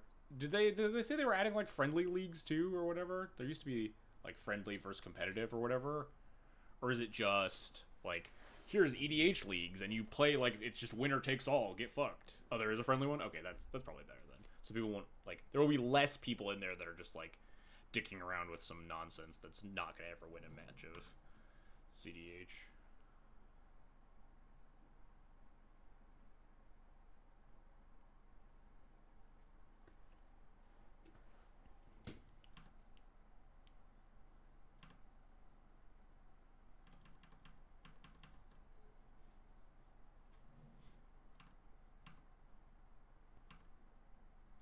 So it does look like we're probably against scam, huh? I should have fetched Surveil Land. I was thinking that I wanted to fetch basics because I only had 2 lands, and now I realize that I can't fetch basic swamp. It's not the most exciting thing in the world. I could just pass again. Could just play Thalia. This is really awkward though, except like I think I just fetch double scrub then.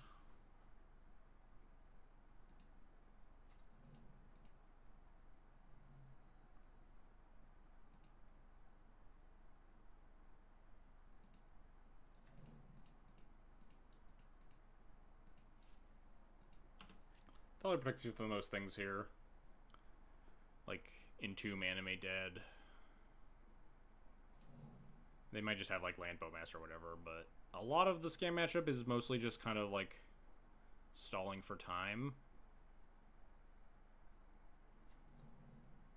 Oh, not Reanimator. Is it just like Delver or something? They mulled to 6, so they might have just like not had a turn 1 play. Be like Sneak even. Calendar is very cool, but yeah, exactly. It's just like the support's just like not there enough, which is unfortunate. Because I would love to play like a Highlander format that is still 1v1. There are just like a lot of things that I don't like about a 4-player free-for-all format. That just makes me like less interested. Even if they like try to put it at a competitive level.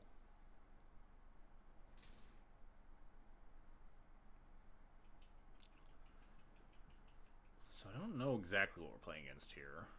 Could be no. I don't think Rhinos plays off-color fetches. So probably Grixis, Delver, and we're just getting Bowmastered here. Jesus, these draws haven't really been the best, huh?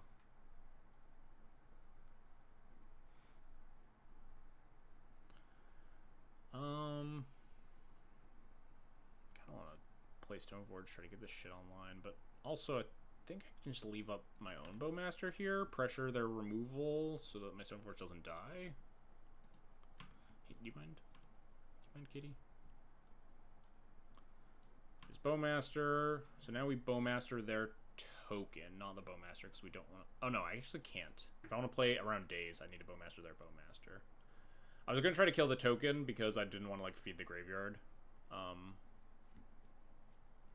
For a Murktide faster, but I'd rather play this thing around days. The way my hand's looking.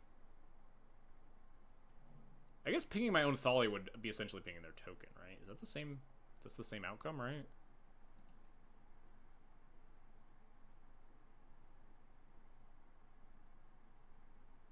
I'm not like insane if I just ping my own Thalia. That's the exact same play as pinging their token because their trigger doesn't resolve.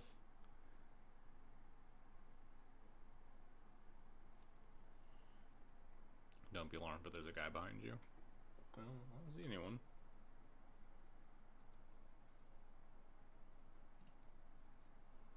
I think this is how this works.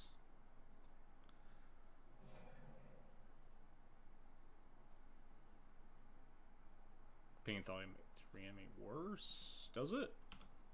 Oh, makes Reanimate worse for them because they don't have a Bowmaster in the yard to like reanimate and hit mine. I don't think they're on Reanimates though. I think they're on like Grixis Delver. If we had Primorph Forward, we get back Thalia. I mean, in this position, I would probably tutor a Farm Roller, but like also we just have all this other shit in hand already. Notably, it is a good play pattern of like Formaware, Cauldron, Stoneforge. Of if you have one and you tutor the other, the Stoneforge becomes like a lot worse to answer because you can pre-war Formaware it back. Man, we really want to draw land, huh?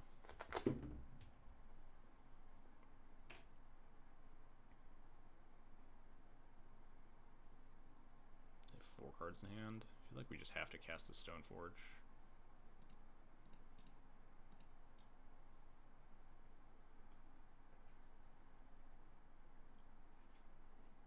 Things are resolving. That's nice, at least. I don't even want most of this. Our mana is so choked, Sash doesn't interest me, but our mana is so choked that, you know, GTA also doesn't interest me. Is it correct to attack first with the token? I wasn't going to attack at all, because my life total matters more than theirs. If they, like, Bolt Stoneforge, they can, like, get in with their Bowmaster or whatever. Yeah, this cat's gonna be the death of me.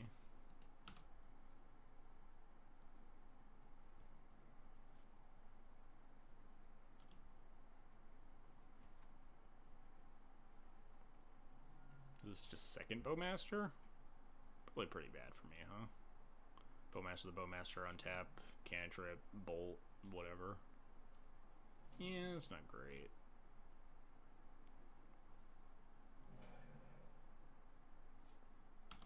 Yeah, this is why I didn't want to attack with the Orc Army. I'd rather try to trade it off for something.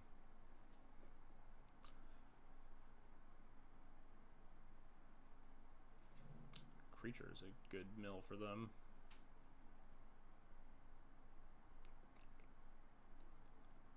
Would like to draw land in the past 3 turns, but you know, we can't have it all. Dog, I'm gonna kick you out again. What's she doing? I'm not doing anything here. I'm F6'd. Check on this dang cat. Get out of here. Quit chewing on that bag. Hey, get your claws out of it.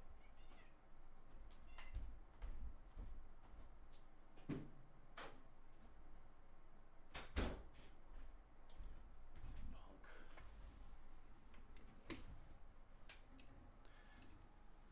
You know, if you register Ponder, you always find lands you need. That would make sense. That's why my opponents hit so many land drops. They probably have Ponder in their deck. It's a good point.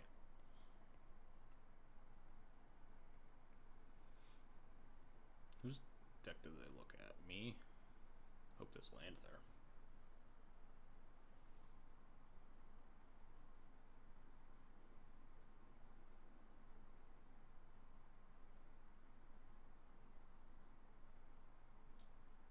There's a really long tank into this lightning bolt on Stoneforge Mystic. Come on now. real tough one.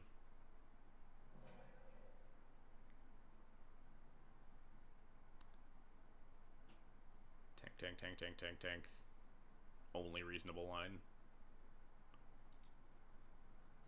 Block the token here. No, we have Flicker Wisp in hand. We might kill the token at some point.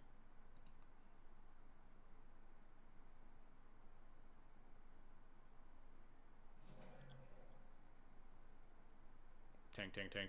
Bolt Murktide. Shocked. Astounded, really.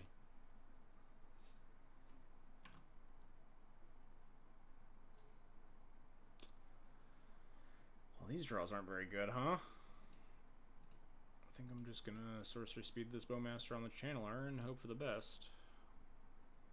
Alright. Is this even worth conceding? I don't think I can win. If I had like an answer for Murktide in my hand right now, there's a chance that I could actually do something, but I have, what, like 3 dead cards here? Yeah, I'm good. Just be on tilt instead.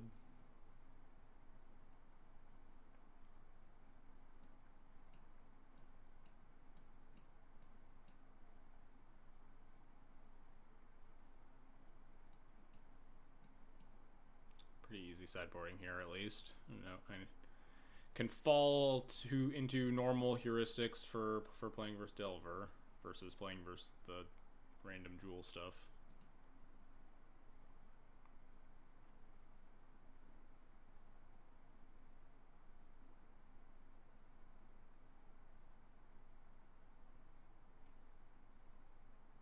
Yeah, Delver's like we were talking about earlier. Delver's a good deck to be on the top. It's not on the top right now, but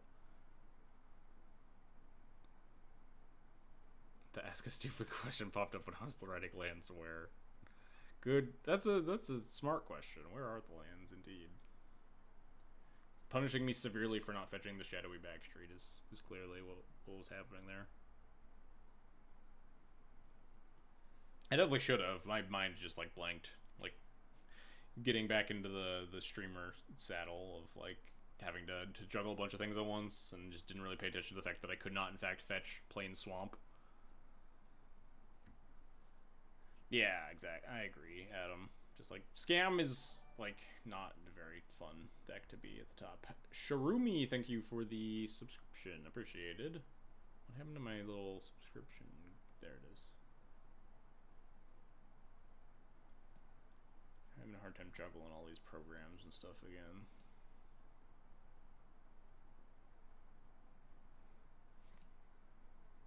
Fetch D's. I wish. I tried.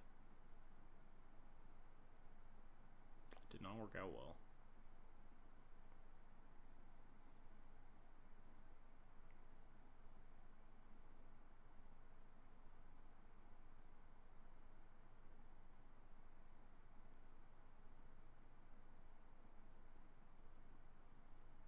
Opponent, where are you? Opponent, my opponent's like double queuing or something. The weird like minute and a half pause before playing like the only reasonable line with like the 2 cards in their hand, and then sitting in sideboard forever is weird.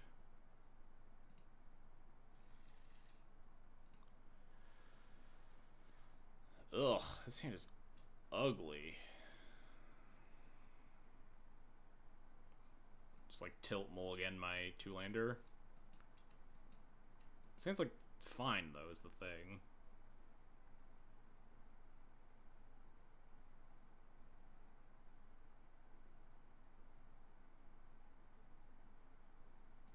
Not exciting. This Batter School's not great. I'm just being drawn in by the allure of a turn 1 Thoughtseize. Turn 2 Sash. Not do anything else. I think this hand might actually just be a mulligan. I'm convincing myself that this hand actually just isn't very good.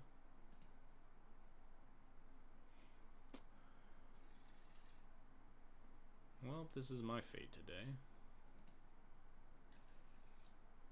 Alright, we're back to hand 1, but much worse.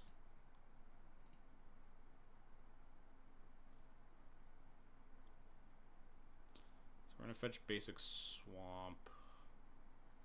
And no, we just put the Backstreet back? No, we're gonna fetch the Backstreet, so might as well just play it. Take 1 less damage. Fetch it on turn 2. Yeah, because there's a chance we don't want to fetch it. Draw like 3 drop.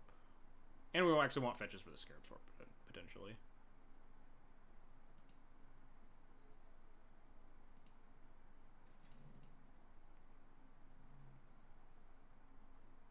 What, do you like Thoughtseize versus Delver? I don't, but it's better than my other cards. And it trades for stuff so you don't die if you cast it early. Huh. My opponent has no respect for me. Maybe we have a chance of winning on this multi-5.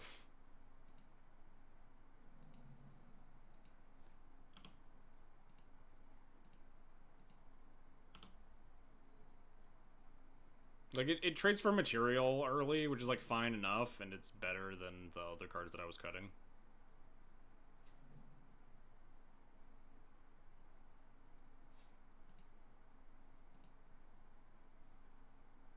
Targeted themselves.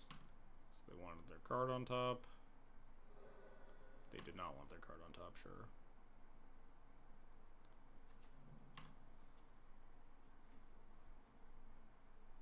Scarab Storm's going to be kind of annoying to resolve past this days, but Them's the breaks.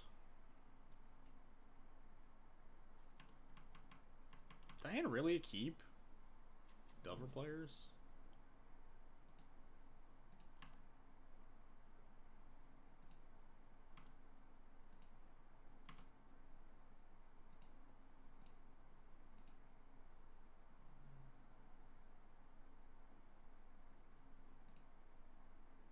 Fine.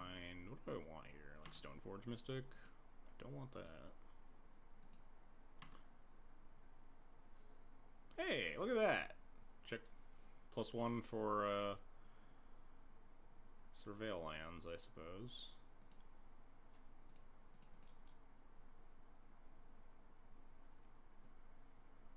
You keep that on the draw? Interesting. Force pitch days. Ooh. Alright, alright.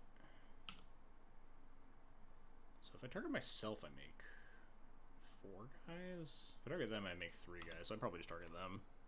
Unless they just, like, murk me or something here. They pitch the days, right?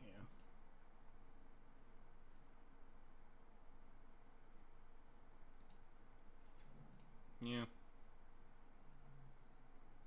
We know half their hand. Like, it's not getting better for me.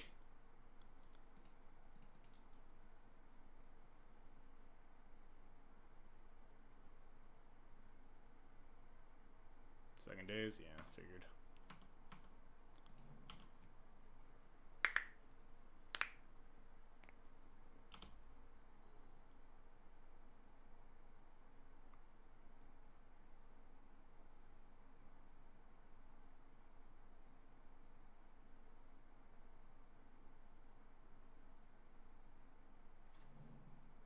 What do I want to draw now? Rest in peace, probably. Unless we're getting Murktided. Solitude. Recruiter of the Guard. Definitely getting Murktided. Solitude. Swords to Plowshares. That's not the end of the world, huh? It's not good.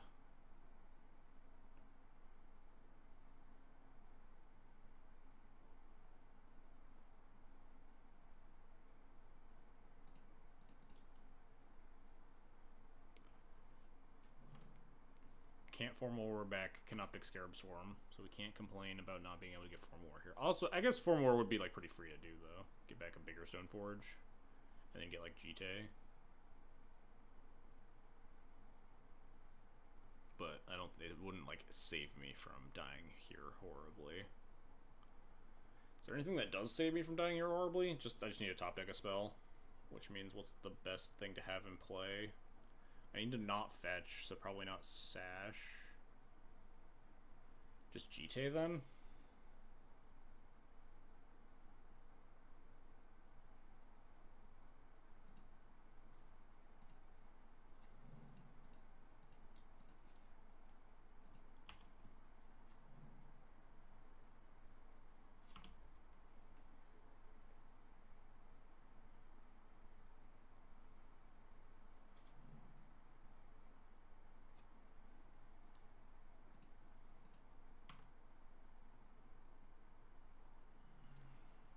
Solitude, Swords to Plowshares.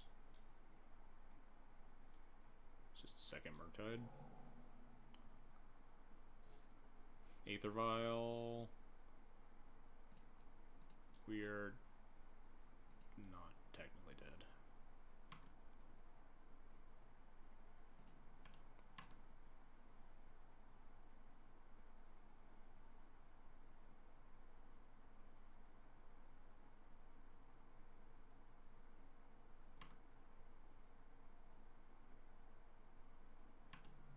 Am I allowed to fetch add Yorion to my hand?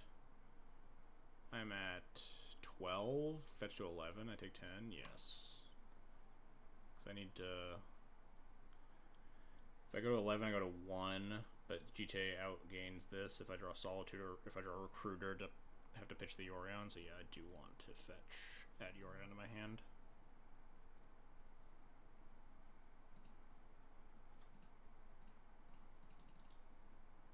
They have Bolt. I mean, they have... What do you want me to do about it?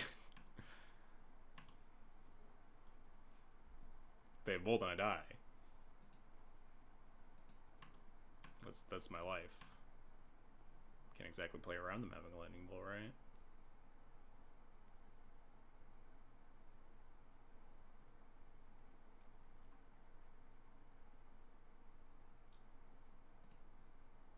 I will gain 4 life.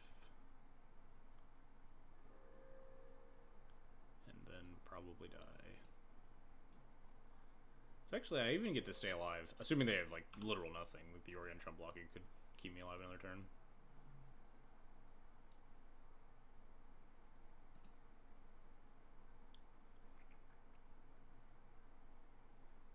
Like, Bowmasters also kills me. I guess that... An argument to not fetches. Not getting Bowmastered. Yeah. Yeah, we're getting there. RIP. Oh, I left my desktop audio on. Sorry for Moto sound haters. I left my desktop audio on from the time we were playing that clip. So now you all got to listen to Moto sounds, which I know some people really, really hate for some reason. Anyway. Now we have plenty of time. Now we can go into the Legacy Leagues. Let's play a fast deck, though. Let's play Moonstomp in between rounds, because D&T can just randomly queue into Beans or whatever and play in a 100-year-long match.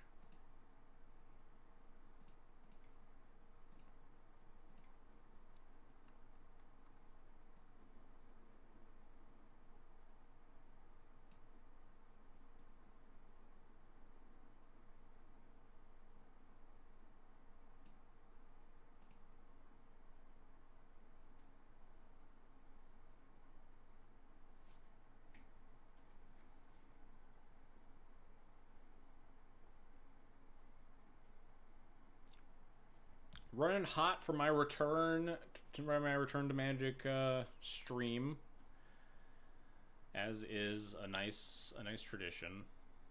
Just getting absolutely slaughtered as soon as I wanna play Magic in front of some people. It's just a time-honored classic, really.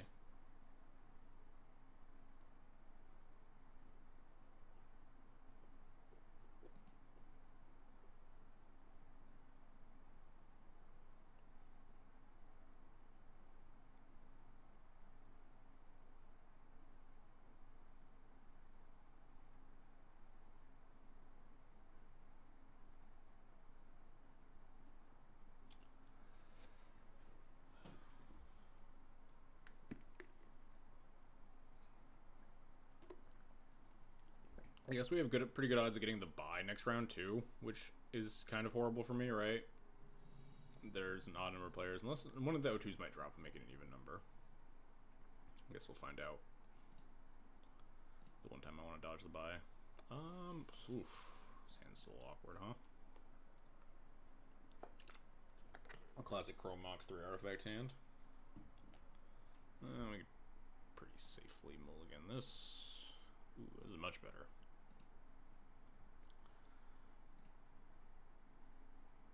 We have the option of Chalice or Blood Moon, or Bombardiers. Or... alright. I think I want a Chalice here.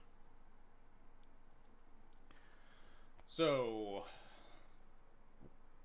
if they're on Scam... and they entomb in response to Chalice, they need exactly Animate Dead. If I Blood Moon them...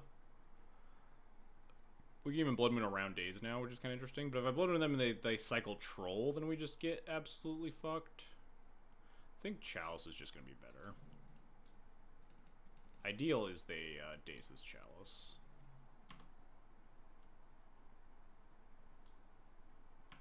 Alright, that's good at least. It means we're not getting reanimated. If that's what they're even on, we don't know. Could be on like Doomsday or like a Storm deck.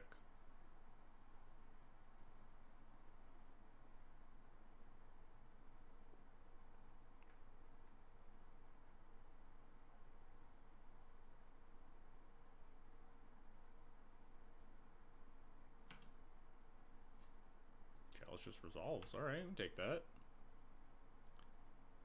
It is good.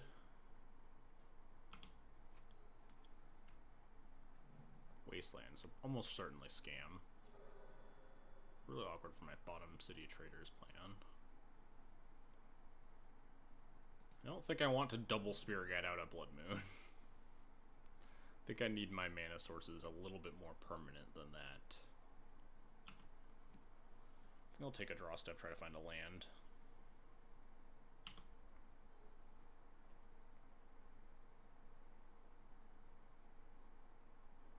This does look like just scam now.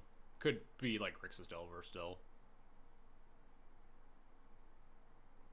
But based on how these first couple of turns have played out. Ooh. Scam doesn't play... I guess they could, right? They don't play an island? No, they do play an island. I think they'd rather play blue fetches than black fetches.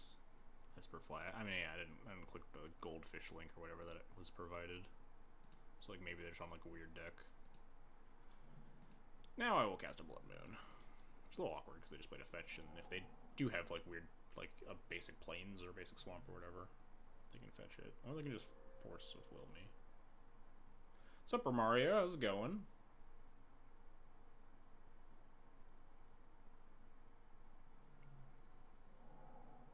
Force Pitch Bonder, sure.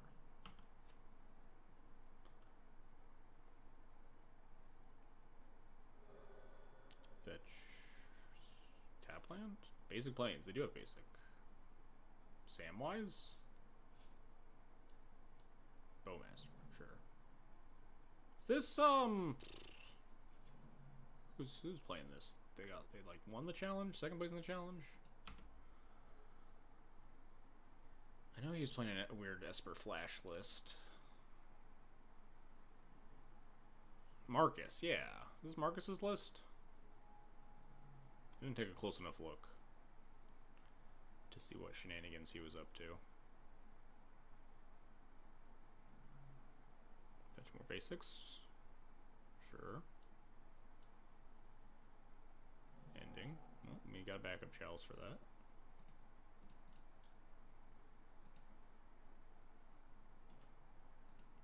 Play this tapped. We have a den, so we're likely to just want a bunch of lands in play. We might just end up casting a Spirit Guide. We are at a pretty low life total. Second Bowmaster, sure. I think I'm just gonna cast a Spirit Guide for blocks, since Bombardier is better served attacking if I can find it some fodder. What's up, FL Legacy Club? Oh, Ravel's better.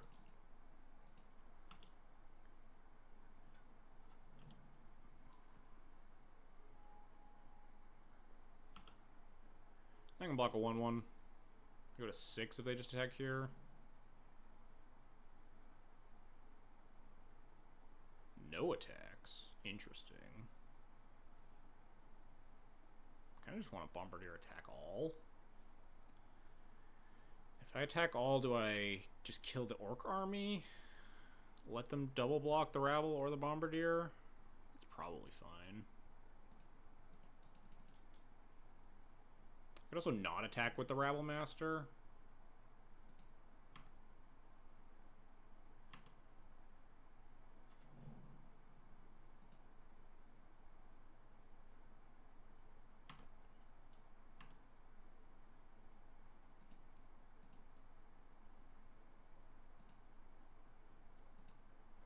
This goes really, really bad for me if they had a third Bowmaster there, but I think they'd just attack if they had a third Bowmaster, so...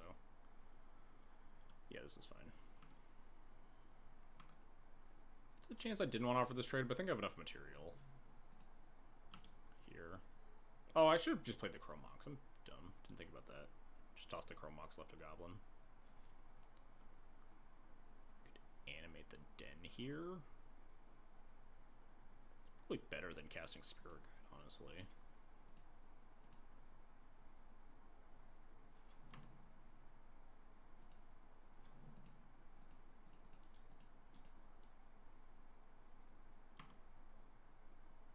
See, this is why we didn't throw the Chrome Mox. All according to plan.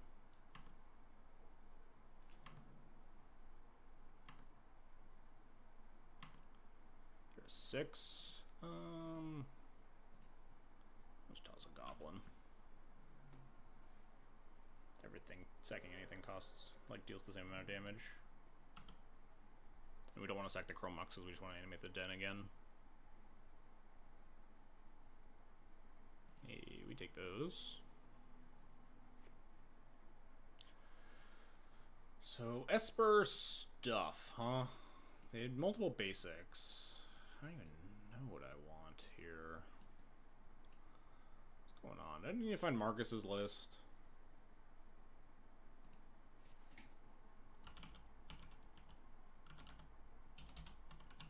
I guess I don't, because I could have just clicked on the link that MTG bot provided me, huh?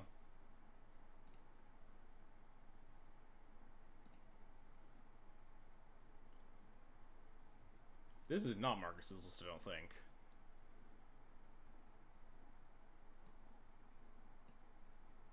This definitely doesn't feel like Marcus's list. Seal of removal. Triumph is scary. They have like a pretty low number of creatures, but Triumph probably means Triumph and Plague Engineer. We just want to bring in the blasts. They have Plains, Swamp, Island, 2 Island even. Does it mean anything for me? Surprising to see this. Scarab's been pretty good in a lot of like the grindier matchups that you get into with this deck. It's not always the easiest to feed, but like it's coming up a lot for me for like blocking Merit Lage in addition to like crypting Delver players or like making like 6 guys versus beans or lands or artifacty decks. I think I want all of these.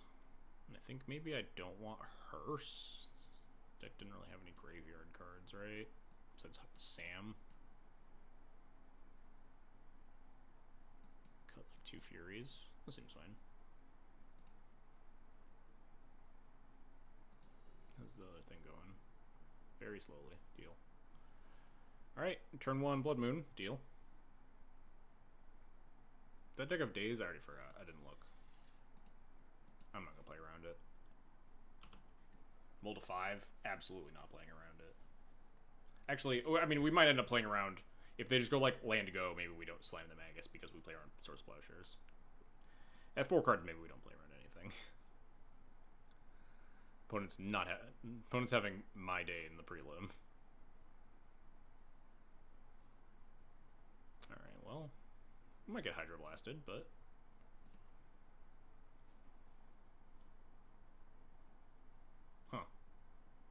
fair enough. I think that trade is pretty good for me. I don't think I would have paid for that if I like had sequenced Ancient Tomb first.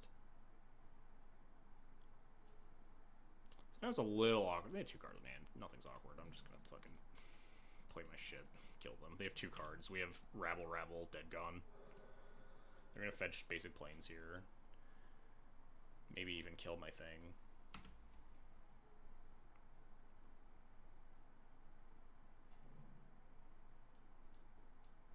Pending? Sure. Ooh, Chalice. Fun.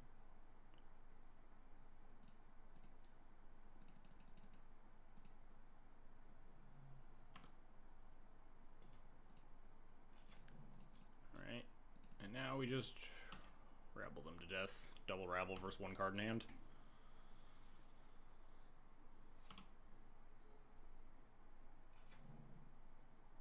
Good deal.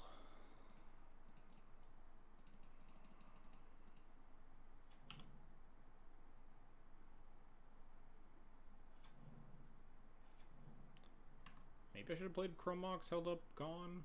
Oh, it doesn't matter.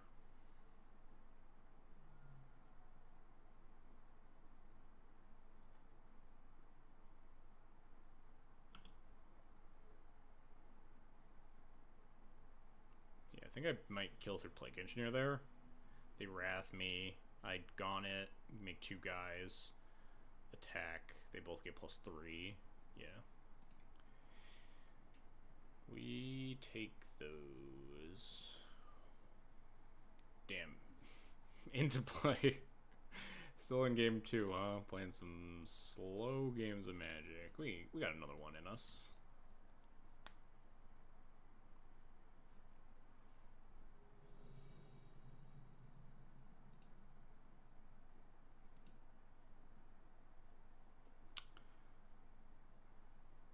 Kind of bad on the draw. I think I just want to mold to cast stuff on turn 1.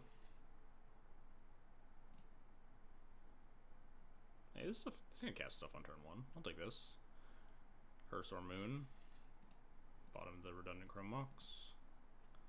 Deal.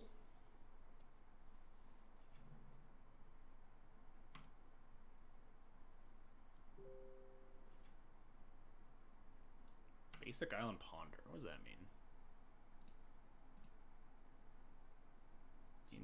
I think I'm gonna cast Blood Moon. Could be like control. Could be combo. Neither of my cards are good for Basic Island combo. Unlikely to be Delver. Could technically be Delver. I've seen Rug with a Basic Island sometimes. Could also be Scam, which still cutting them off with black is good for me. This is worse into like days.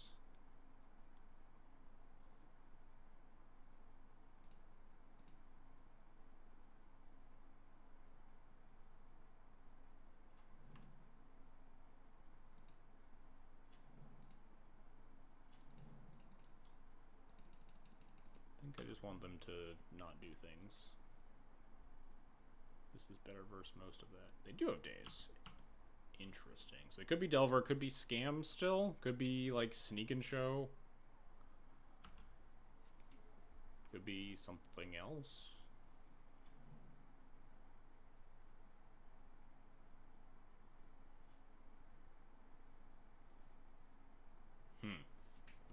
What do I think they are?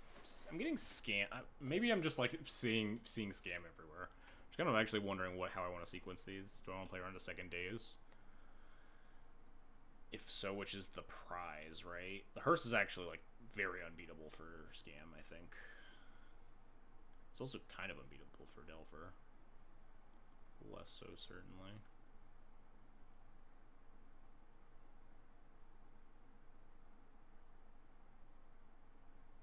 I guess I could play around both if I just play both Ancient Tombs, right? I was thinking about just wanting to play this Den of the Bugbear out. But maybe I just play around second days, play them both out, go to 14.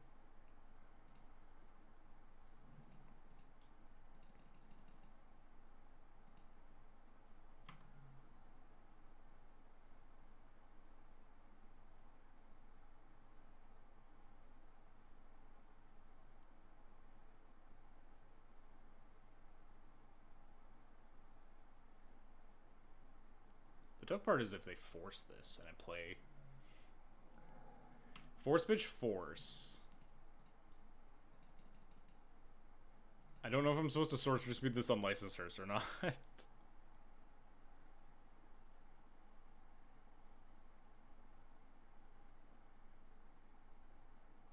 Because like if they're Scam, then I give them a window. But if they're not, I mean I won't until they fetch, I think. But if they just like fetch here, then they're in range of just casting Murktide, and I think I just have to activate it. But maybe they'll find a dual land or like Basic Swamp or something and cue me in. Yes. So the next question. Oh no, they just can't cast Murktide, so I don't have to play around it because they have Basic Swamp. So there's no next question. We're just good and safe. We just don't want to die to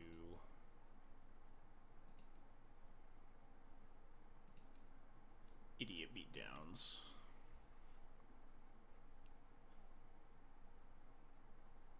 I want to put this Chalice on 2 now. Probably not.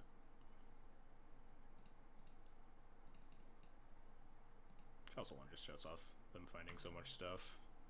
Doesn't stop the Bowmaster that's probably in their hand right now.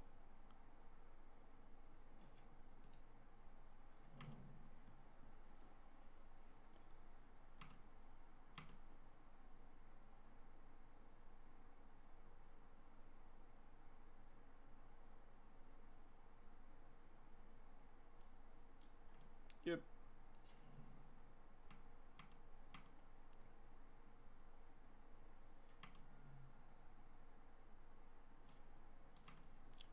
Gonna be a little low. But they're pretty light on interaction, especially in game ones, so we might just be able to, like, use this den to block.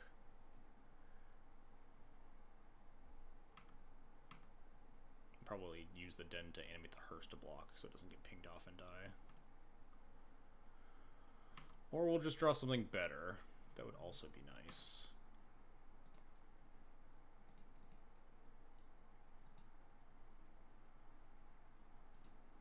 Oh, only one match left.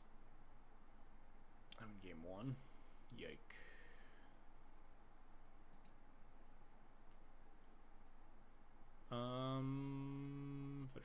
If I draw any spell, I'm basically casting it.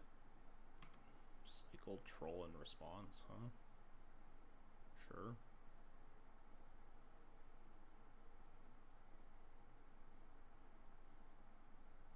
And they're not gonna, they didn't want to, like, play that land? Sure. Ooh, Fable is a very good draw.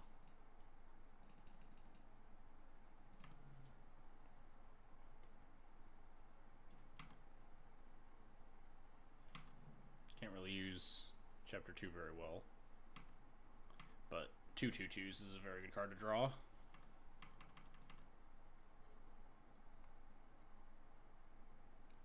If they attack, I'm going to animate and block. Play runs like a Bowmaster.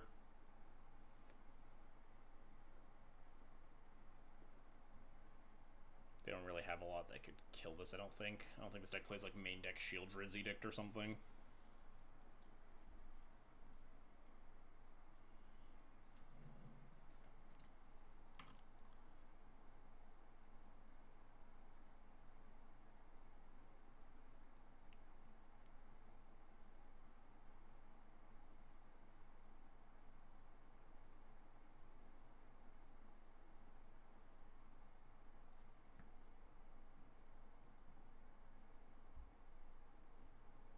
Feeling pretty good about where this game's at right now.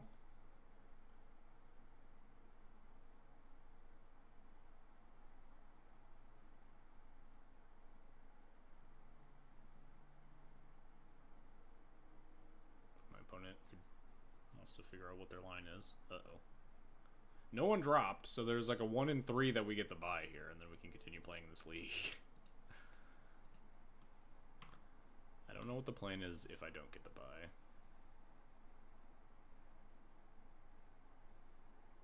Because I do kind of want to win now.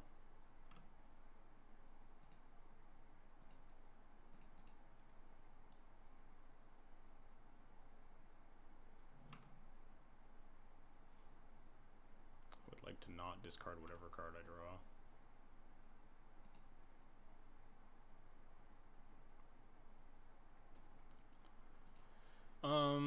Is there any point to attacking? I would take 2 damage to animate Den. No, we just wait a turn.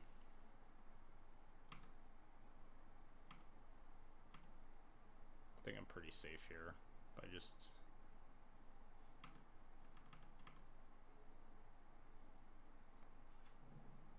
Oh no, my Den. Good thing I didn't attack. Are we getting mono red emo since that's where my heart truly lies? Good question. We can attack next turn because we'll have the flipped Fable.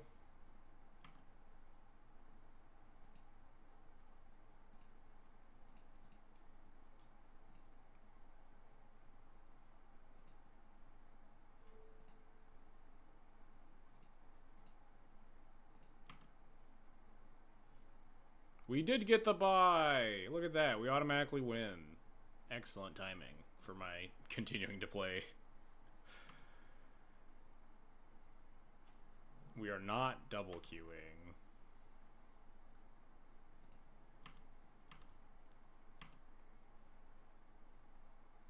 Cast this other Fable without taking 2 damage off our tombs with the help of the treasure token.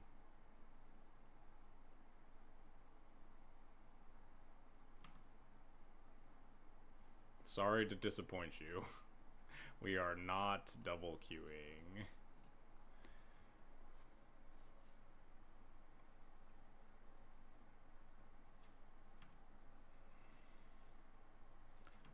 feeling good about our position now.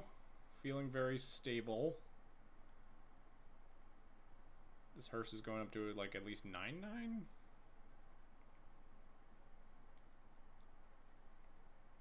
With the Chalice in play, we could probably start chunking them because they can't entomb an Atraxa.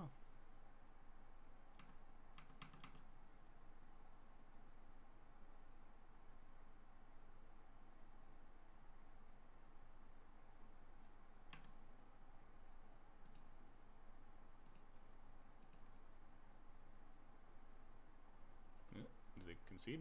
Hello? Hello? Moto? Oh. No, what have I done? Got out of that one.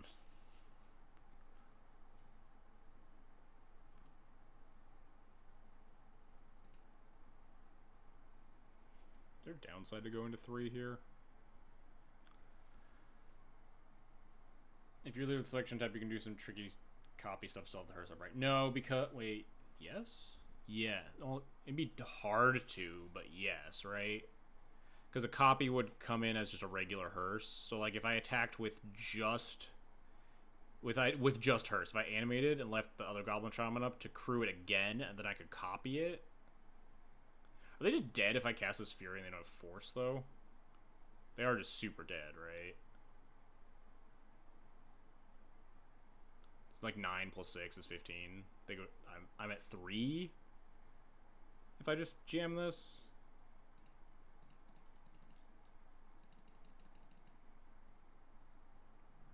I just may be playing a little risky for no reason.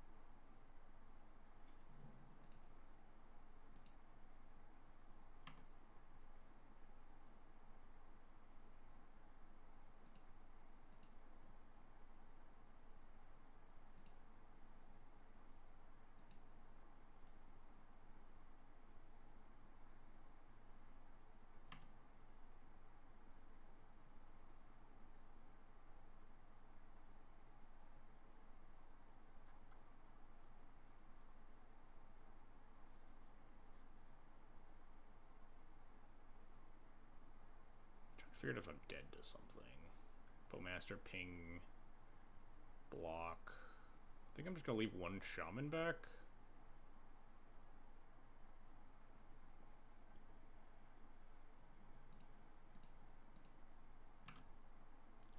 Or maybe playing a little fast and loose here.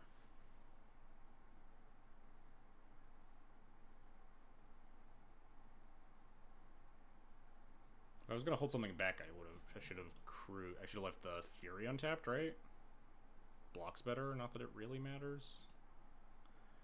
F6, I got nothing. If my opponent's last cards are 3 Orcish Bowmasters, then they can win the game.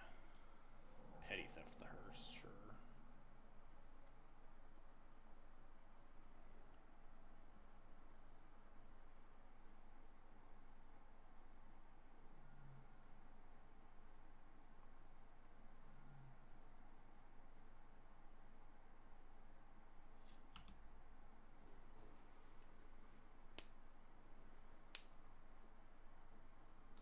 So I would have been dead to Petty Theft Bowmaster there, right? If I attacked all.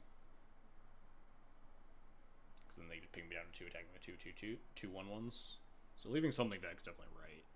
Given that if they have something to not die, then a single Bowmaster will kill me. Okay, they're dead. We did it.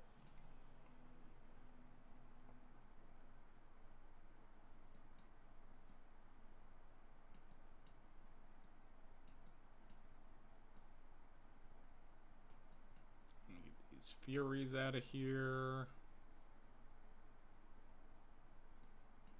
Get these other bad cards out of here. The World. I've talked about, like, Shave Blood Moons instead of, like, Rabbles, because you kind of do need to, like, kill them sometimes.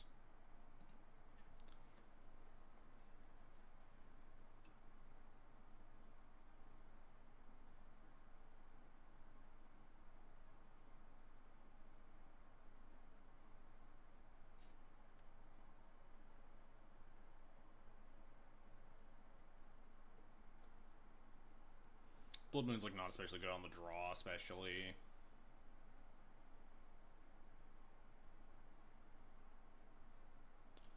Deck kind of has a lot of air when you board like this. We only have, like, 14 creatures to actually try to kill them with. 4 of them are literal Simian Spear Guide. Like, Den and Sokenzan, Hearse. Doesn't feel that hard to kill them, but I have heard that critique from a lot of Moonstompy players that the way I'm boarding is a little threat light.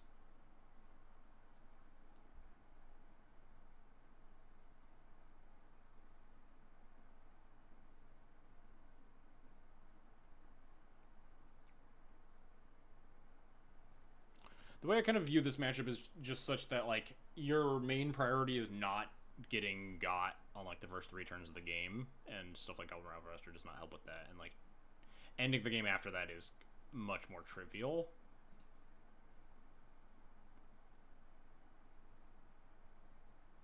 So you want more stuff that helps you not get got, like Blood Moon. Though I am kind of shaving the Trinisphere. I don't like the Trinisphere on the draw, but I could be talked into keeping Trinisphere on the play at the very least.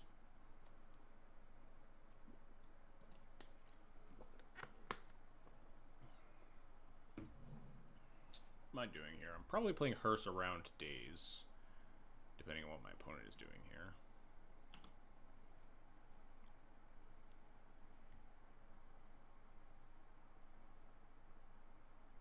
Am I pitching to this Hearse?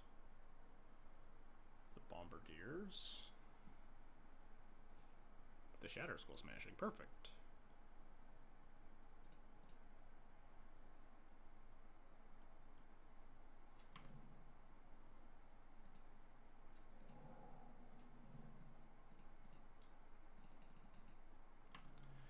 Luckily, this is not like the Delver matchup, where, like, this play can get punished a lot by your opponent having stuff like Meltdown.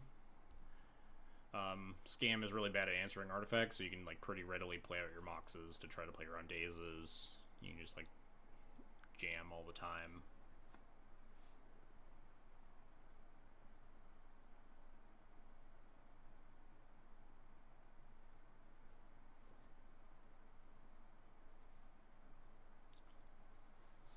Ugh.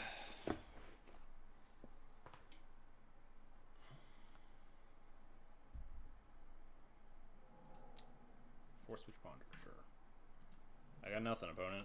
I have no Red Elemental Blast to counter. Please do not do some bullshit. Island. Thank God. Always a sigh of relief from my opponent. Well, that's kind of bullshit, but I can at least kill it. Like, Magus Bombardiers could potentially kill it if they don't have more interaction. So there's a sigh of relief when they're not just, like, force Entomb kill you. Those are always the hands you're most weak to.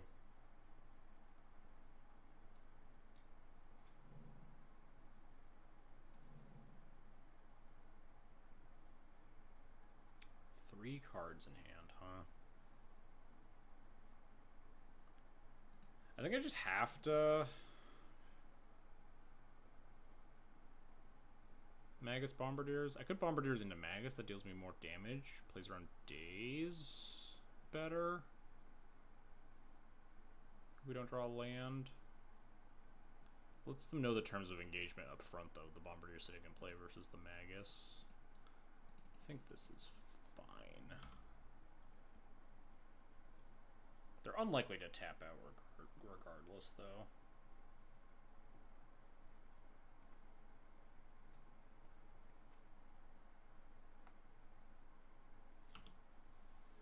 Our only real feasible plan is to hope that we can throw a Magus at this troll. Well, I guess that's a reason to play Magus first, huh? Wasteland.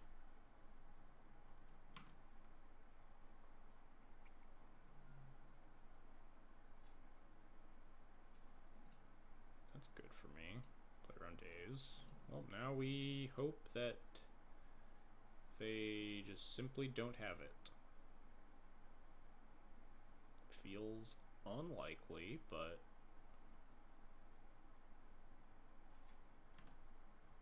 Let me attack, let me attack, let me attack. Oh wow, it's working. Hold. Hold. I didn't think I would get this far. Oh.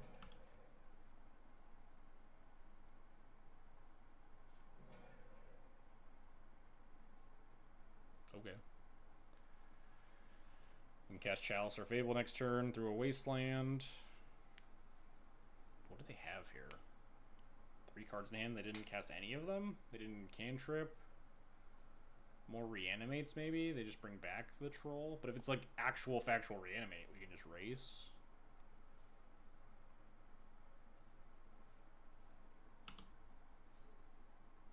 I wonder if I actually wanted to... maybe I fucked that up. I could play Chalice after, huh? If I tap like this, sack the Magus in main 2, cast my Chalice of Void. Yeah, this seems not great for me.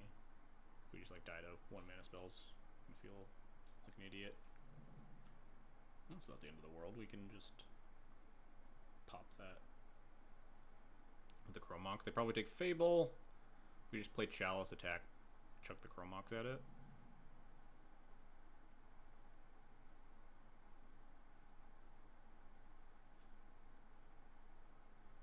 Ooh. Certainly a good top deck.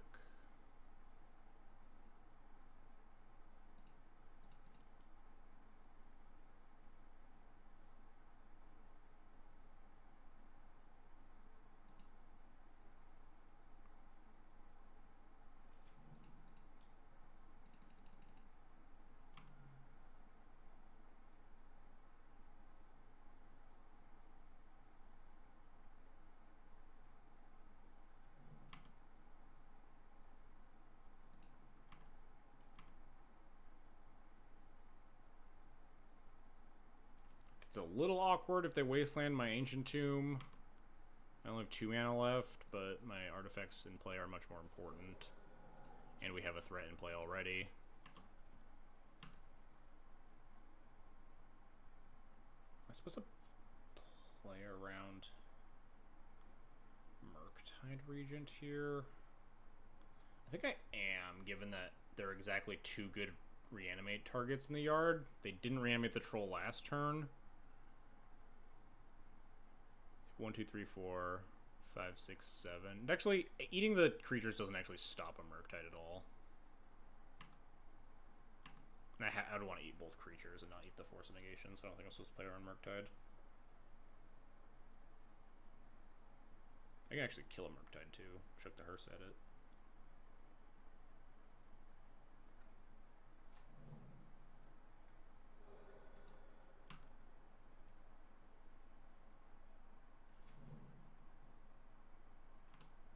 Sure.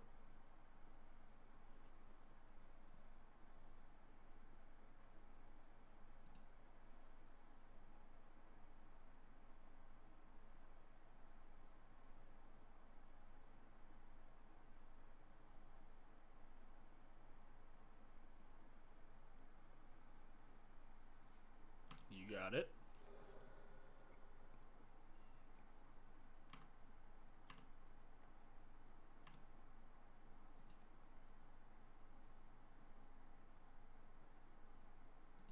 I think I do want to actually eat the Force and the Troll here. Play around Murktide slightly more.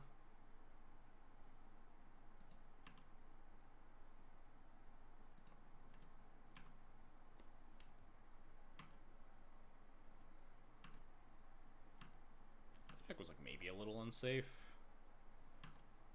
They didn't have Bowmaster last turn though. Oh, they cast Grief last turn, so maybe they could have had Bowmaster. Probably would have just been happy trading the Bombardiers for it.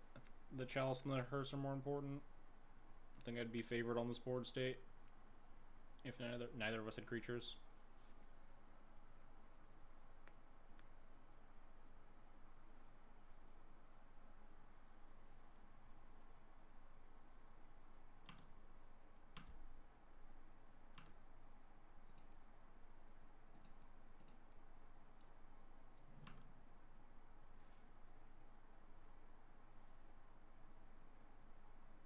They don't have days. This is just lethal. 3 cards in hand. I think we just jam. I think we're pretty far ahead here.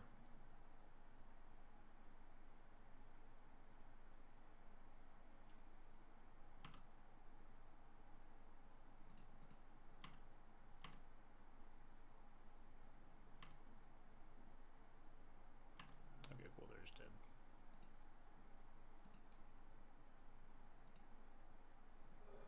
What the heck is in their hand?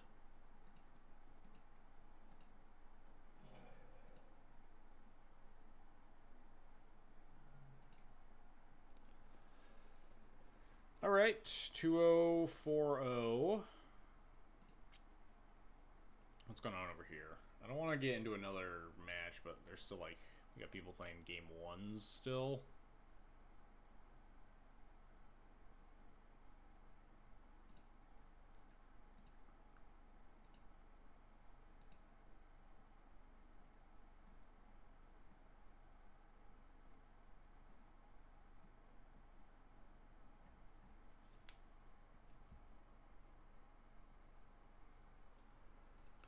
Probably afford to play one more match before the next round.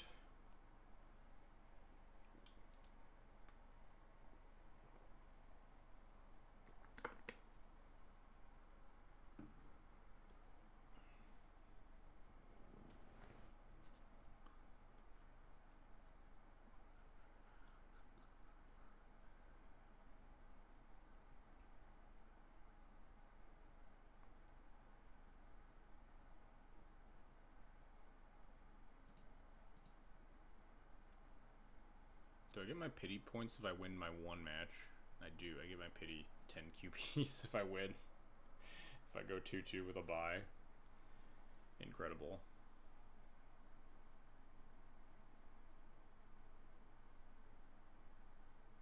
Dropping at 1 and 2? You pretty easily just get the bye and get your points after that. I guess one person drops, then you never get the bye though. Like 0-3 is a pretty easy drop.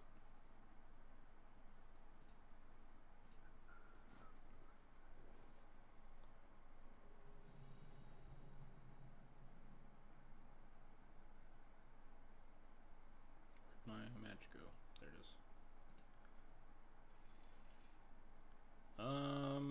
Deal. I have a tendency to see, like, zero in on Tomb Chalice and, like, snap keep. It's good to double check, make sure you have a red source. Saying it's painful, but on the play, turn 1 Chalice, turn 2 threat. Hard to pass up. We're the aggro deck, so taking 7 damage on the first 2 turns, hopefully not a huge deal.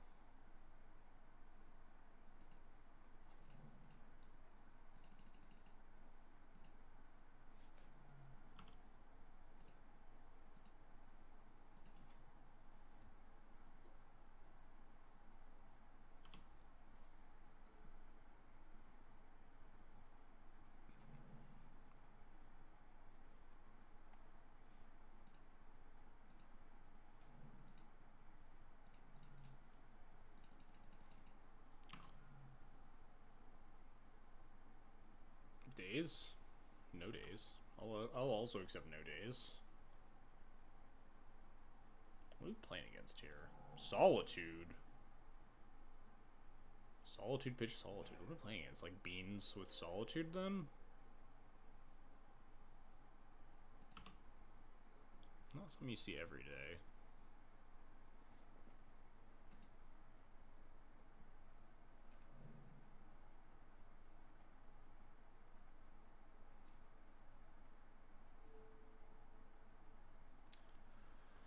I kind of want to stop taking damage here.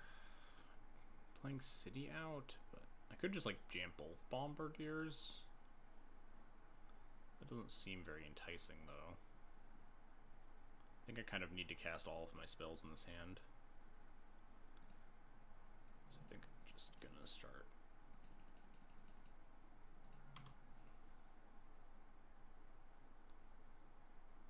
Jamming one at a time. Or even just, like, casting Spirit Guide was better than casting Bombardiers this turn. Probably not. There's potential if we draw, like, another good red card we can double spell next turn. If we draw, like, Fable, I might cast Bomba and Fable. What are we playing against? Is this, like, Scion Beans?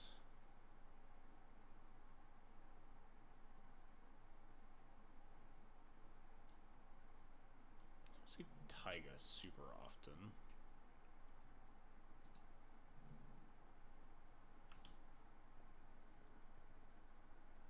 But, like, it's hard to get a good read on Beans decks all the times. It's just like Uro, Narset, deal.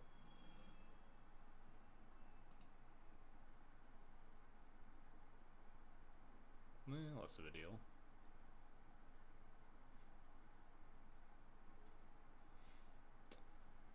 Sheesh.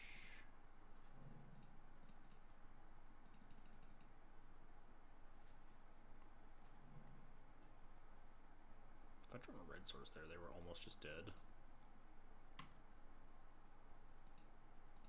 I think I just want to knock Narset to 1.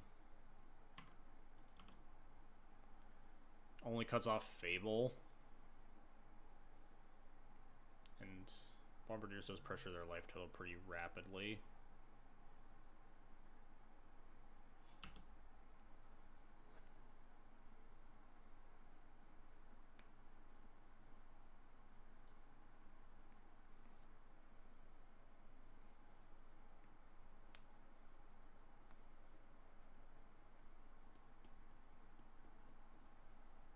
I don't even want to draw here, just threats, I guess.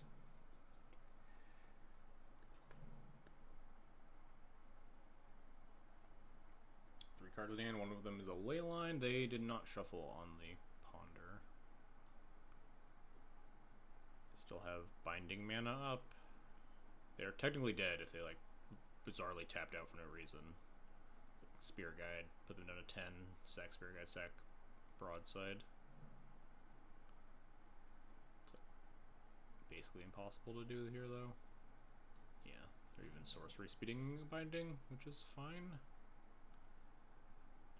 Double no shuffles on the Ponder. Jeez. They're certainly not thrilling draws.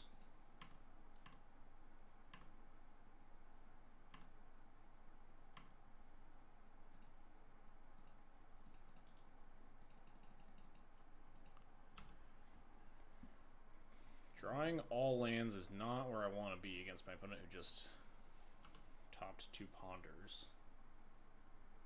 Completely out of gas. I have 2 Grizzly Bears. I'm just gonna, like, cast Uro and instantly lose the game. 1 turn to draw Unlicensed Hearse. Chalice of the Void on 3, perhaps.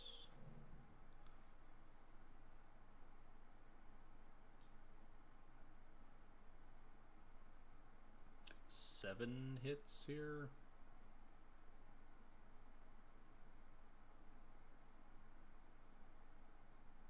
Does another Bombardier kill them? I think it does. 9 hits.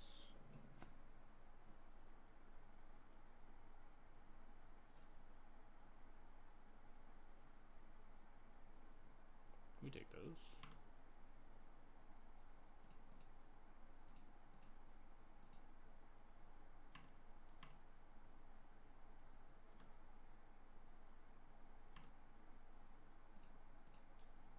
Hopefully they don't have Force of Will.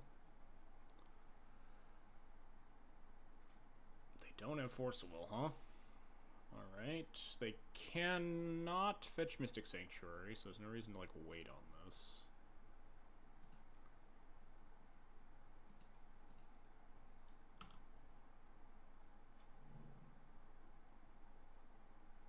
sack any of the stuff to the Bombardiers right now.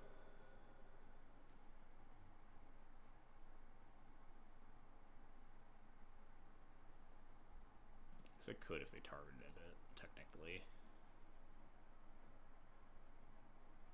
They wouldn't do. They would plow this. They can't even binding. They wouldn't binding the hearse. Yeah, they're just fetching to shuffle from their brainstorm. If you win, we're losing pretty badly in the prelim, but we're winning pretty well in this league so far. This specific game is not going the best. We still have a shot.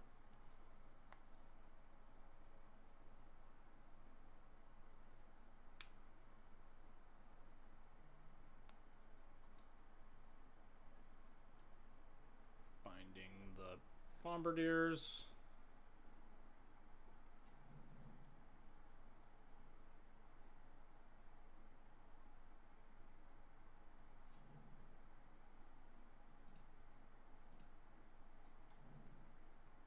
I mean, yeah, wasteland my red source, I really don't care.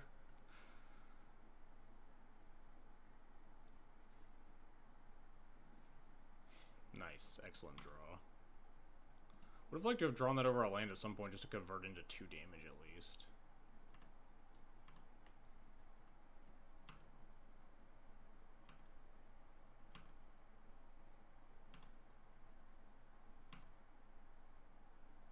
I wonder if we could potentially bait a counterspell with it.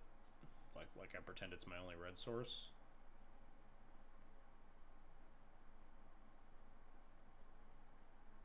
Probably not. Well, we're probably gonna just get ground into dust here. Try as we might. We enjoying the Beans experience? I mean, I'm not really enjoying the, like, I draw, like, 14 lands experience, and, like, also still almost win the game. I'm still in it. Unfortunately, my opponent has cast 0 Source of Plowshares so far, so, like, I'm not feeling great about it.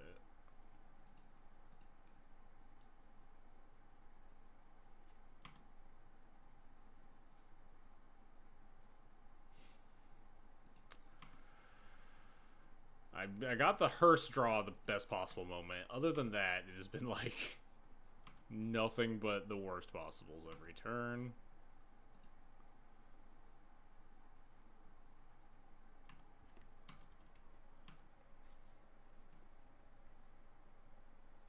Just gotta believe in the ape. Maybe they'll just tap out fully this turn. Just completely tap out, have no open mana. And then have third Solitude from my unlicensors.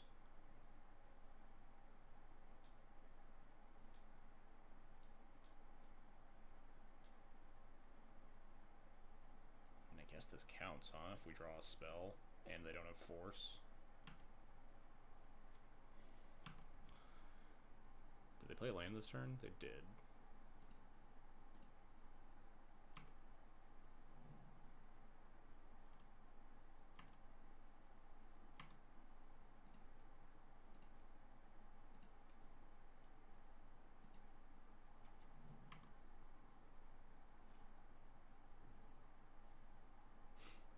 I mean,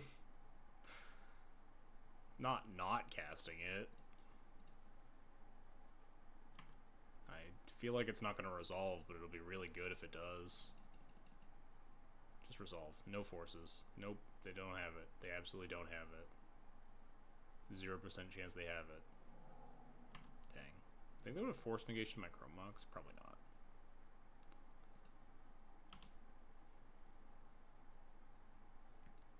They had Pidgeolorian revealed. It's good. They don't get to draw 5 cards.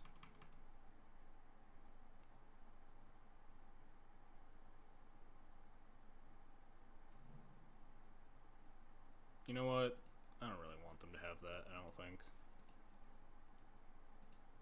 I could draw, like, Fable. I think them drawing Force Negation is better than them drawing a random card in their deck. If only by a little bit. Because, like, Force Negation doesn't actually stop the things that kill them. Most of them, at least.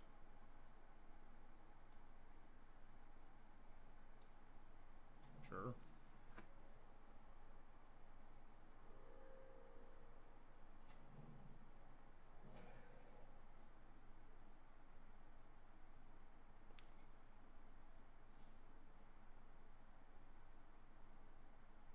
They have one card in hand, chat.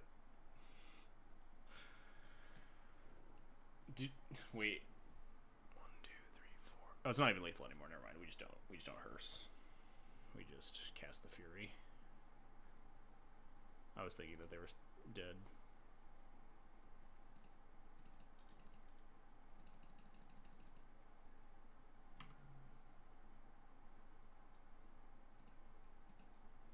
Kill this Narset.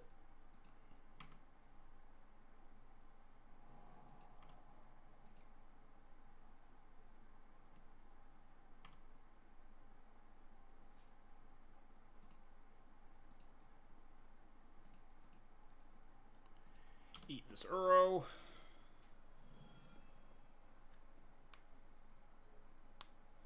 Please don't kill me.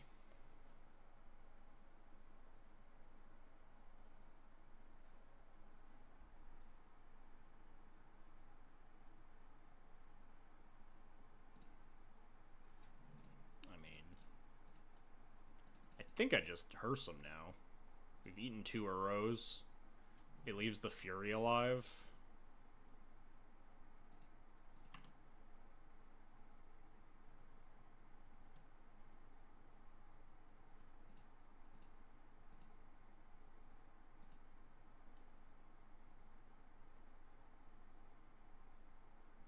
Nice. We did it. We actually won that fucking game. Incredible. Oh no. Now we're gonna have to double queue. We're gonna fill Patrick's Prophecy. There's a weird looking Beans deck, huh? It didn't look like they had any basics. They fetched a bunch and just never grabbed any. I think I just need a tech for Triumph, though.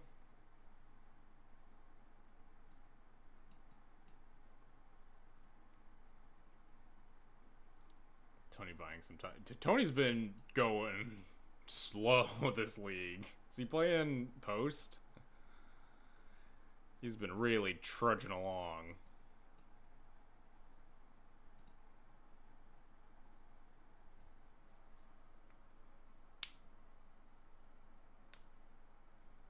I feel like he's been last match every single round.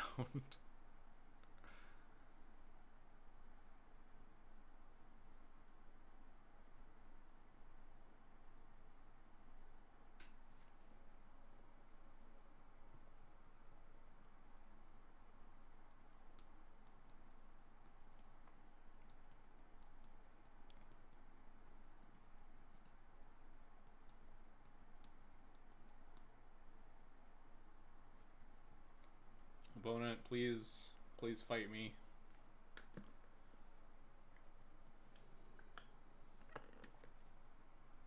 Alright, let's play Speedy. Alright, this hand has no threats, but it's got 2 real good cards, and this Dead Gun's fine.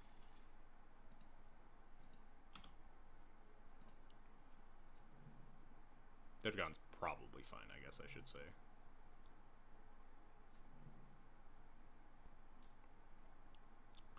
Tomb Chalice.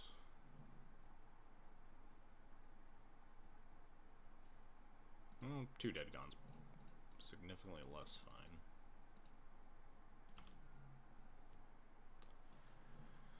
fine. Notably playing Chalice into Hearse is a little awkward in the world of like post-board Force of Vigors.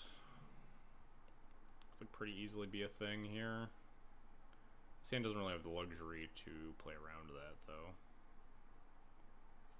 Just kind of want to start chomping away the graveyard, unless I draw like a threat to cast.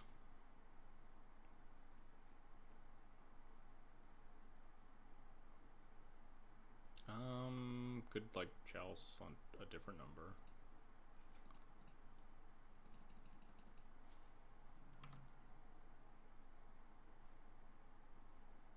They're playing into my Force of Vigor. Oh, that's scary.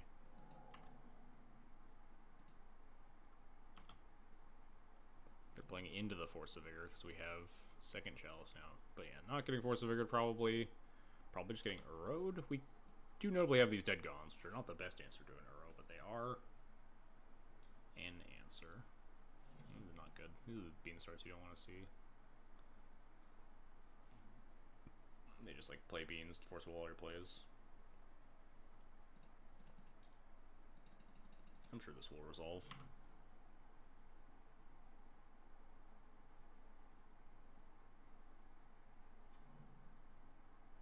Okie doke. I think I just play this Tomb for now. I don't know if I need to play this Smashing or need to like attempt to Smashing an Uro down the road or something if I just draw more lands. Well, with double Tomb, I might be taking a lot of damage. I don't know if there's any RR spells in my deck. I cut all the Furies.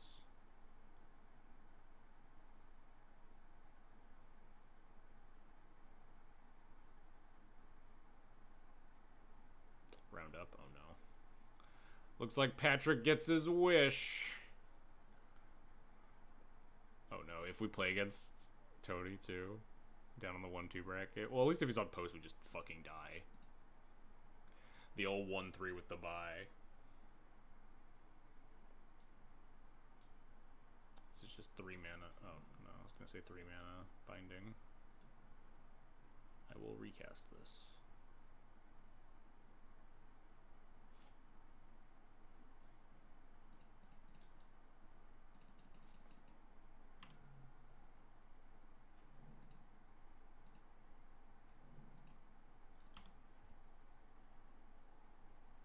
Might have to Smashing this to Teferi next turn if we don't find anything.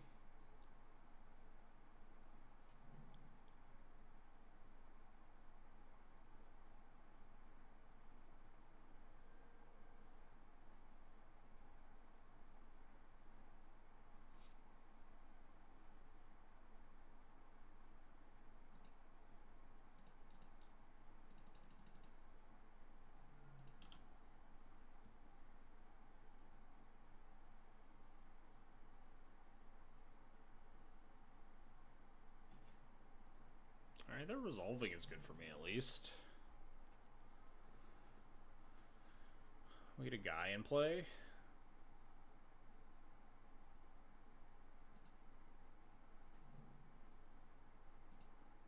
Binding... What are you even binding here? The Chalice? The Trinisphere?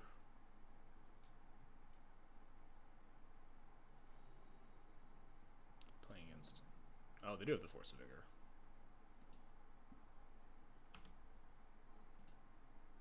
Time for the old double Q. My opponent is triple queuing though.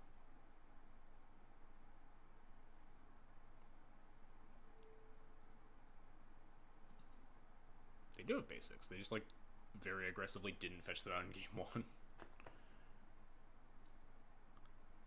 think we can safely concede this game at this point with double beans.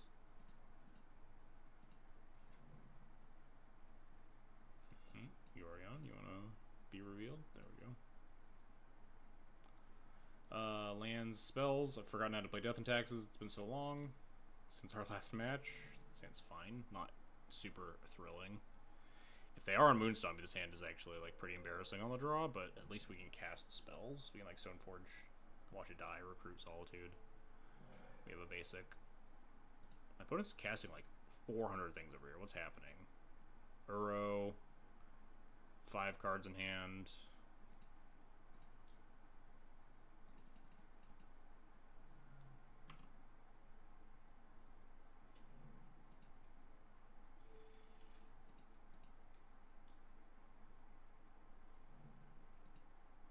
Somehow not getting Force of Vigor, or not, or Force of Willed. Oh, maybe I should have.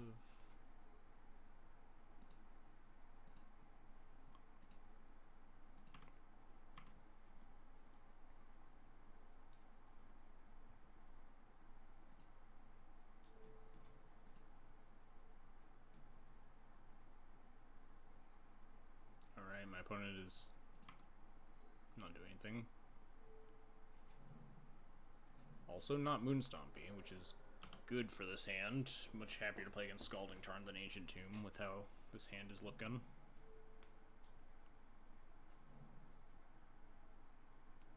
Delver, huh? I think we'll just fetch for fetch for a Backstreet. There's an option where we like fetch all basics, make ourselves immune to Wasteland, so we like play into Days Less. Rand doesn't really have that luxury, I don't think. Interesting choice. Resolve, Delver Trigger, cast Brainstorm, and upkeep still. Bold. How's this game going? Bad. Let me get off this Narset.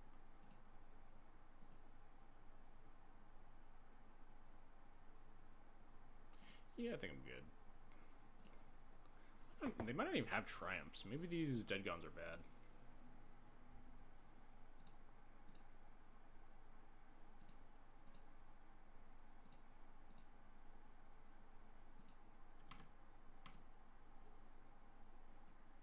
I'm gonna board them out and then immediately get triumphed in game 3 and lose horribly. This is certainly scary.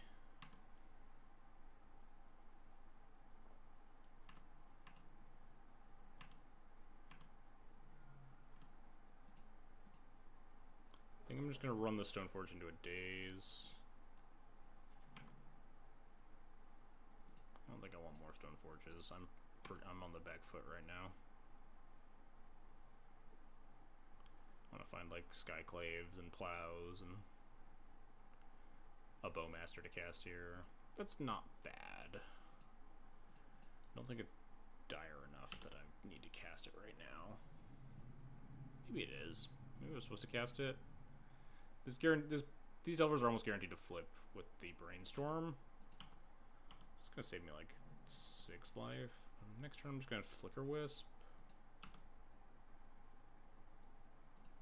I'll go back to sideboarding here. If I did sideboard differently, I would just board the Bombardiers back in. We just leave in some Dead Gons, because like none of this other stuff is exciting over here. That's probably fine.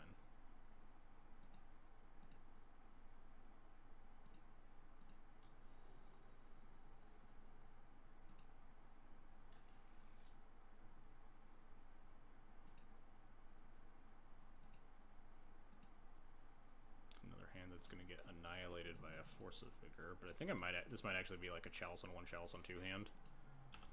Turn off some beans. Maybe not though. Chalice on 2 is pretty bad. The Delvers didn't flip. Huh? I'm baffled. I guess I will just play Thalia.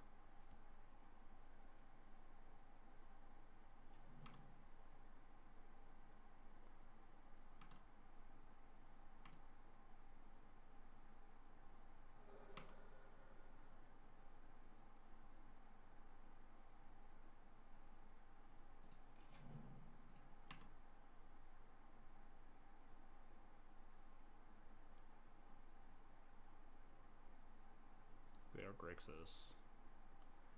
If they Bowmaster here, I can pick up my Thalia. If they don't know how this works, they might lose their Orc army. I guess if they have to, they force me to pick it up, otherwise it just stays in play. Am I okay with losing this much life, though? If these flip, maybe I Solitude pitch Thalia. Or if one of them flips. Never mind. I think I just let him hang around then.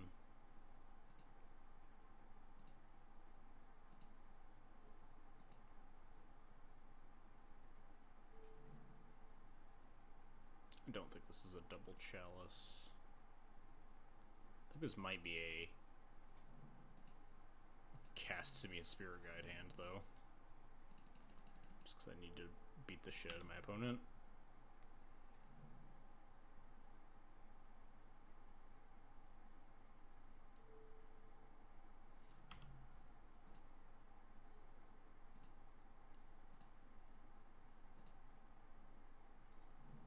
Bobble, Volk. I'm just gonna die because just no idea what my opponent's doing over here.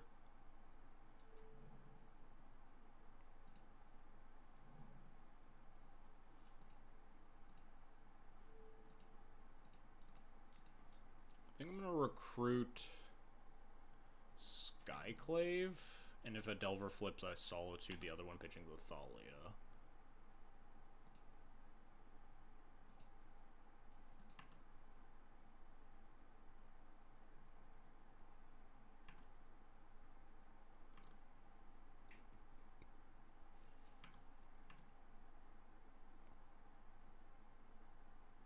Okay, sure.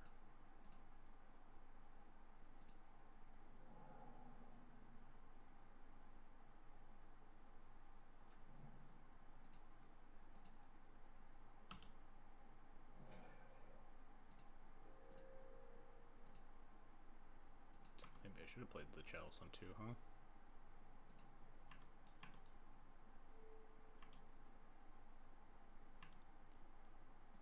Just gonna like float out and die again.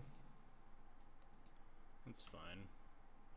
There's a chance I want to play double Chalice on 1s to play around just the Leyline Binding on my thing. Plays into Force of Vigor, but they're much less likely to have Force of Vigor than Leyline Binding. They easily have 4 bindings, and they probably only have, like, what, 2 Force of Vigors sideboard? Sure.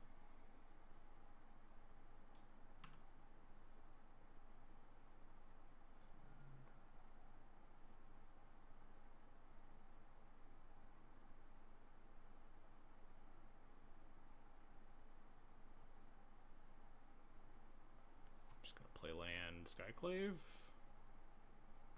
I don't know if any draws change anything for me. If I draw 2-drop, I probably just have to cast it. Maybe not. I might pitch it to Solitude.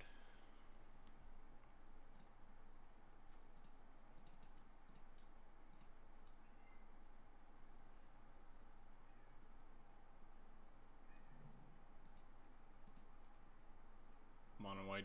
Bowmaster. I think the black white list is like much more proven at this point.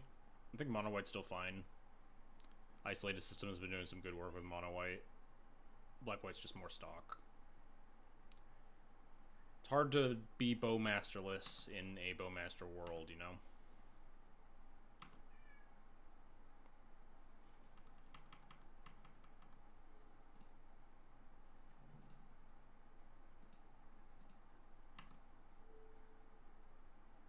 I think I'm going to cast another Simian Spirit Guide.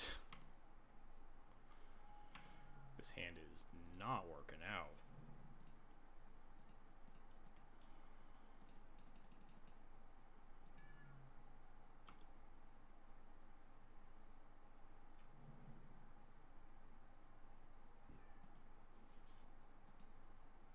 I was supposed to play the other Chalice. The pain of double queuing. The thing I was talking about. I'm just not thinking about it by the time I click over again. Let's go to 7 here.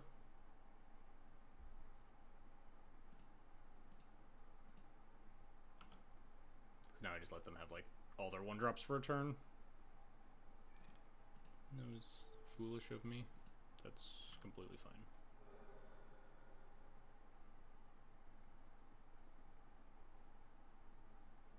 I'd be happy to lose at least one of these games, so I can focus on the other one.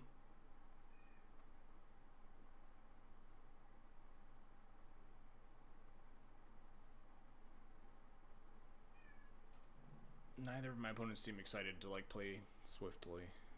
How am I head on clock over here? Go to 7. I will just play land and probably Flicker Wisp targeting Skyclave. If they have bolts, at least I have Wisp in play to block a 3-2.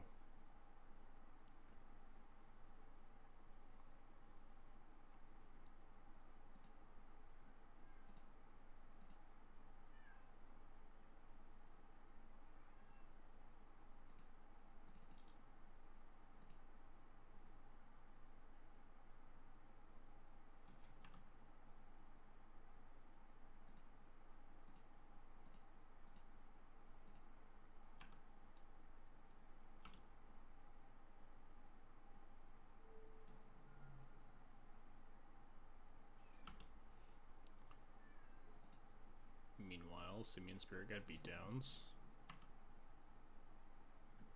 What is in my opponent's hand here? We're in my end. What?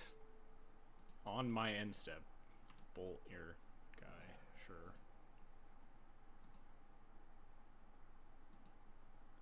At least now I just Flicker Wisp the Recruiter instead.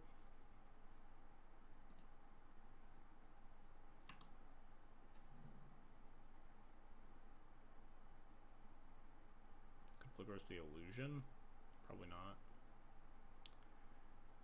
Could Flicker Wisp Recruiter get Bowmaster and Bowmaster something? Play into Daze so I can Solitude through Daze. No, we just don't have to do any of that.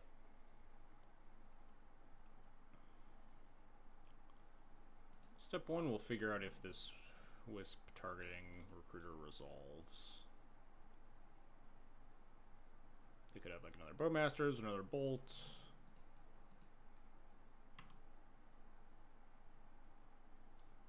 Yeah, second Bolt. That's fine. Now we just block with our 3-1, hopefully.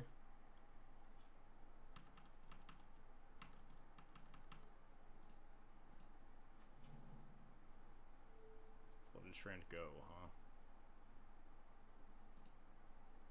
7 cards hand over there. I mean...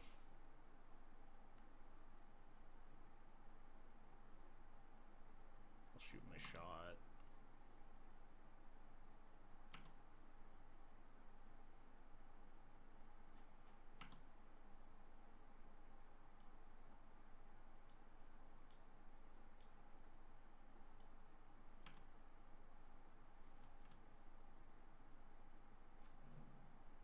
Yeah, that's not very good for me, huh?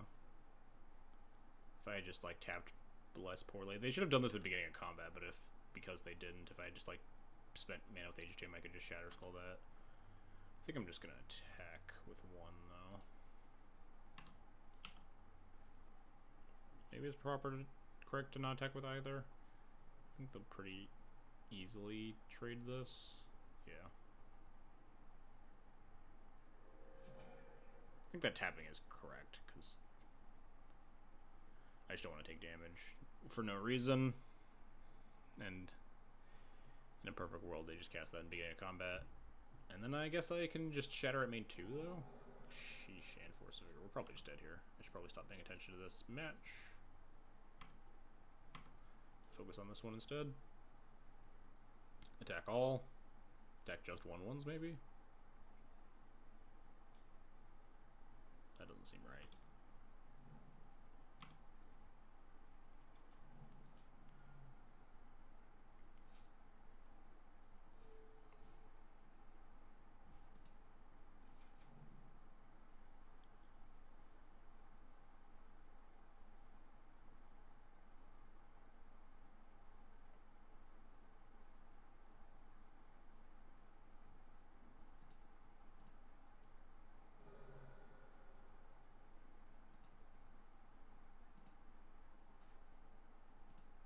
I think I'm gonna attack Solitude on upkeep.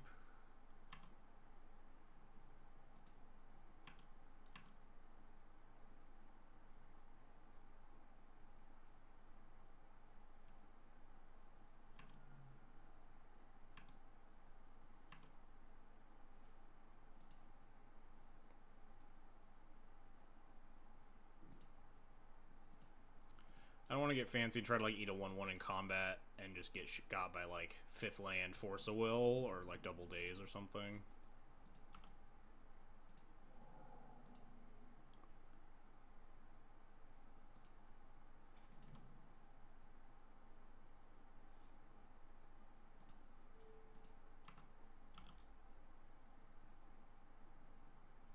Am I still up on clock over here? What is going on? My opponent's just the slowest in the world today. They just did nothing and died. Perfect.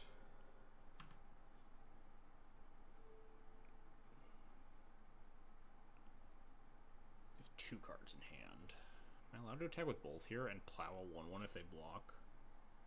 I kind of do want to gain life. They're down 2 bolts, but like, 5 is not the safest life total in the world. And, like, we still have a removal spell. If they double block and we plow, we still can pick up Yorion to have a removal spell for the next actual threat. I think attacking with both here is good.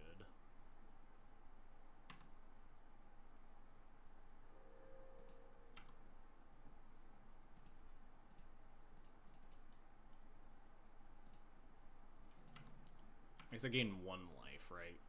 Because if they just don't block, they can attack for 2.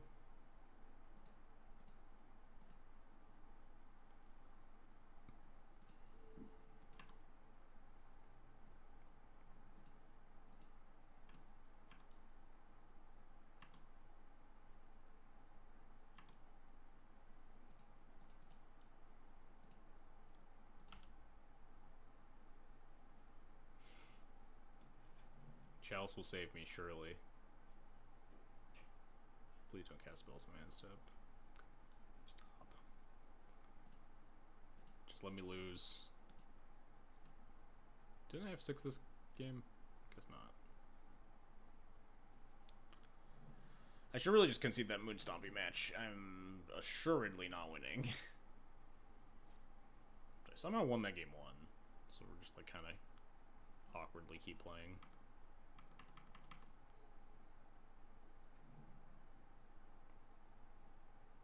Looks like I have no permanence over there anymore. They terminused me, and they leyline binding to my Chalice. Hey! We won the match? Wait, did we win? No, they just gave up. They were just done. We just won the match 1-0. What a insanely anticlimactic way to close the stream. It's just this, like, horrible double queue where my Delver opponent just, like, throws in the towel, 1-0. We're just getting absolutely trounced by beans.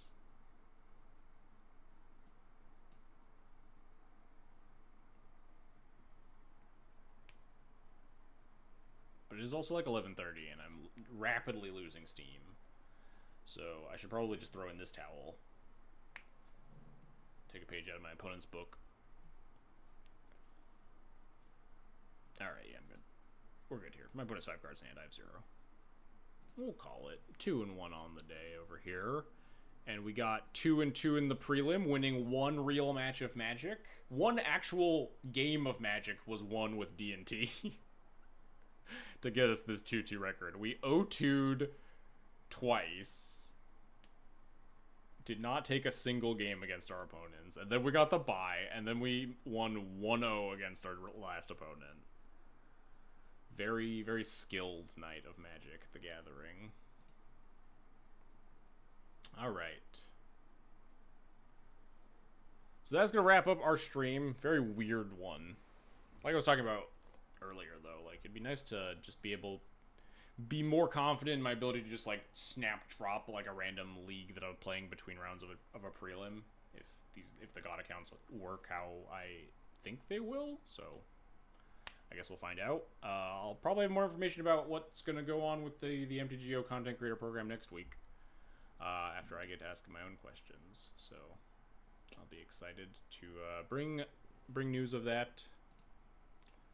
Let's find someone to raid, huh? Who's streaming? Anybody got any suggestions? I need to open up Twitch.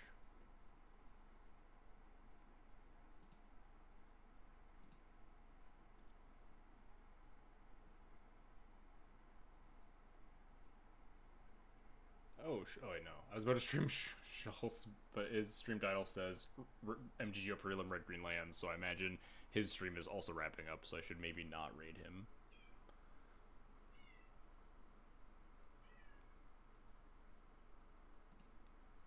Let's send you guys Matt Grenier's way. I don't know if I'm saying his name correctly, but I like his content. He does a lot of cube, but it's late at night. It doesn't look like a lot of people are like playing formats that aren't like cube or arena, so one of these other days perhaps we will raid a legacy streamer. Let's figure this out though. Matt Grenier. Alright, we're gonna start the raid here. So I'll catch you guys all this same time next week. Thanks everybody for coming and watching my return stream. I'm excited to do a lot more of these, play some more Death and Taxes, Stompy decks, stuff like that. And I'll catch you guys all next week.